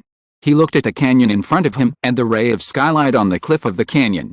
Ren Xiaosu no longer hesitated. As long as he was fast enough, the human-faced insects, the wolf pack and loneliness would not be able to catch up with him. Ren Xiaosu. The shadow under Ren Xiaosu passed through the canyon like a gust of wind. The human-faced insects on the cliff felt the breath of humans and swarmed out. As a result, they just came out and Ren Xiaosu had already run out of the canyon. The human-faced insects were quiet on the cliff for a long time, their tentacles colliding with each other to communicate. Did a person just pass by? That was a person. When they passed through the canyon, the sky had just dawned, and a golden light in the sky continued to penetrate into the clouds. Ren Xiaosu was a little dazed when he saw this scene. This trip to Jingshan was very rewarding, but the time was not long. But when he returned to the canyon, he suddenly felt that a long time had passed, as if a century was long. He didn't know how Yan Liwen and Sister Xiaoi were doing at home, and Ren Xiaosu was eager to go home. Ren Xiaosu vaguely felt that there was something unusual in the woods. He was stunned for a moment before he realized that the wolf pack had been active near the entrance of the canyon, as if waiting for him to come back. Then, the wolves that were slowly surrounding him saw Ren Xiaosu lying on the back of Shadow and swaggering through their gaps, without even giving them a chance to react. The wolves stopped and quietly watched Ren Xiaosu's back as he left. He was even faster than them. The Wolf King was also silent. Did they block for so many days in vain? Exclamation mark. Chapter 100. The character is broken. Liwen, look what I brought you. Wang Fuga's voice floated over from afar before he even arrived at the school. Yan Liwen opened his eyes in the quilt, and he didn't want to get up no matter what. Sister Xiaoyu folded clothes and said, "Get up, Liwen." "No, I want to sleep a little longer." Yan Liwen muttered. Sister Xiaoyu smiled and said, "If you get up 15 minutes earlier every day, you will have more than 90 hours a year, which you can use to do your favorite things. Think about what you like to do most." Yan Liwen thought for a long time and then said in confusion, "What I like most is sleeping." "Get up quickly," Sister Xiaoyu frowned, "more annoying than your brother." As she said that, Sister Xiaoyu opened Yan Liwen's quilt, and the heat accumulated in the quilt immediately ran away. Yan Liwen could only get up reluctantly. It was already winter, and the winter in this era was particularly cold. In Yan Liwen's memory, every winter in the market town, people froze to death on the streets, or froze to death in their own shacks. The shacks were built with branches or iron frames, and could only be covered with rags, which did not block the wind at all. During those years, he and Ren Xiaosu were shivering in the shack. Ren Xiaosu wanted to wrap all their clothes, whether summer or winter, on Yan Liwen, but it was still very cold. However, every time he thought of those times, Yan Liwen would feel very happy. He recalled what Ren Xiaosu said to him at that time: "Human happiness does not come from enjoyment, but from pain." When you are suffering to the point of being unbearable and suddenly taste some sweetness, you will want to live desperately. That sweetness may not be a big deal to others, but it is the greatest happiness for you at that moment. Sometimes Yan Liwen felt that if Ren Xiaosu was born in a barrier, he might become a philosopher, as Mr. Zhang said. Wang Fuge came in holding 2 sweet potatoes. He said, "Xiaoyu, you and Liwen each have one. Eat them while they were hot." "Uncle Fuge," Yan Liwen took the sweet potatoes. "Why do you like sweet potatoes so much?" "I roast them every day." Wang Fuge smiled and said, "When I was a child, there was a famine outside the 107th fortress. I followed my father and fled all the way here to seek refuge with relatives. It was not so dangerous outside at that time. One time we dug 2 sweet potatoes in the wild. My father roasted them for me. At that time, I thought roasted sweet potatoes were the most delicious thing in the world." Ever since the last midnight gunshot when Wang Fuge broke in with his coat on and tried to bribe Wang Konggang, Yan Liwen's way of addressing Wang Fuge has changed. Wang Fuge also noticed this change, so he was happy from the bottom of his heart. He really likes these 2 brothers. They are much better than his stupid son Wang Dalan. Over the years, he has seen Ren Xiaosu and Yan Liwen struggle to survive bit by bit, and he really feels that it is not easy for these 2 brothers. Wang Fuge looked at Li Xiaoyu and Yan Liwen eating roasted sweet potatoes. He suddenly looked at the school inside. "Now that Mr. Zhang is gone, there will be no teacher in our town." Yan Liwen said nonchalantly, "What's the big deal? When my brother comes back, he will be the teacher." Zhang Jinglan had bin sent away by Luo Lan as a hot potato. That day should have been the most sensational day that all the refugees in the town had ever seen. Several troop transport trucks and off-road vehicles stopped at the entrance of the school. The big man named Luo in the fortress was arrogant at first and then respectful to Zhang Jinglan, just like a eunuch in a storybook. The refugees did not expect that Mr. Zhang in their town was actually so important. If they had known earlier, they would not have saved the tuition and sent their children to the school. What if they could get some connections? Thinking of this, many refugees decided to send their children to school. The logic of the refugees was so simple. They sent their children to school not for knowledge, but for connections. But before they could finish their imagination, Luo Lan sent Zhang Jinglan away that day. Yan Liwen and Xiaoyu, who lived in the school, were completely ignored like air. Even after Zhang Jinglan left, Wang Konggang never bothered them again. But the problem was that although no one came to cause trouble, many unfamiliar refugees appeared at the door, some selling fruits and some selling vegetables. Wang Fuge had seen some of them before, and they were usually factory workers, but now he seemed to be unfamiliar with them. At this time, Wang Fuge realized that the management of the market town by the barrier was not as simple as he imagined. There were refugees who had been bribed and became the spies of the barrier. On weekdays, these people were ordinary refugees, but once some of them wanted to connect and rebel, or even strike together, they would immediately tell the barrier who was behind it. No wonder the previous 2 strikes were instantly suppressed by the private army of the barrier. It turned out that there was an insider. Wang Fuge wrote down these people one by one, and he must never offend them in the future, and he must never tell the truth to others again. The people stalking the door were not only refugees, but also several people who looked more ferocious than private troops. Wang Fuge guessed that they were probably from the Qing group.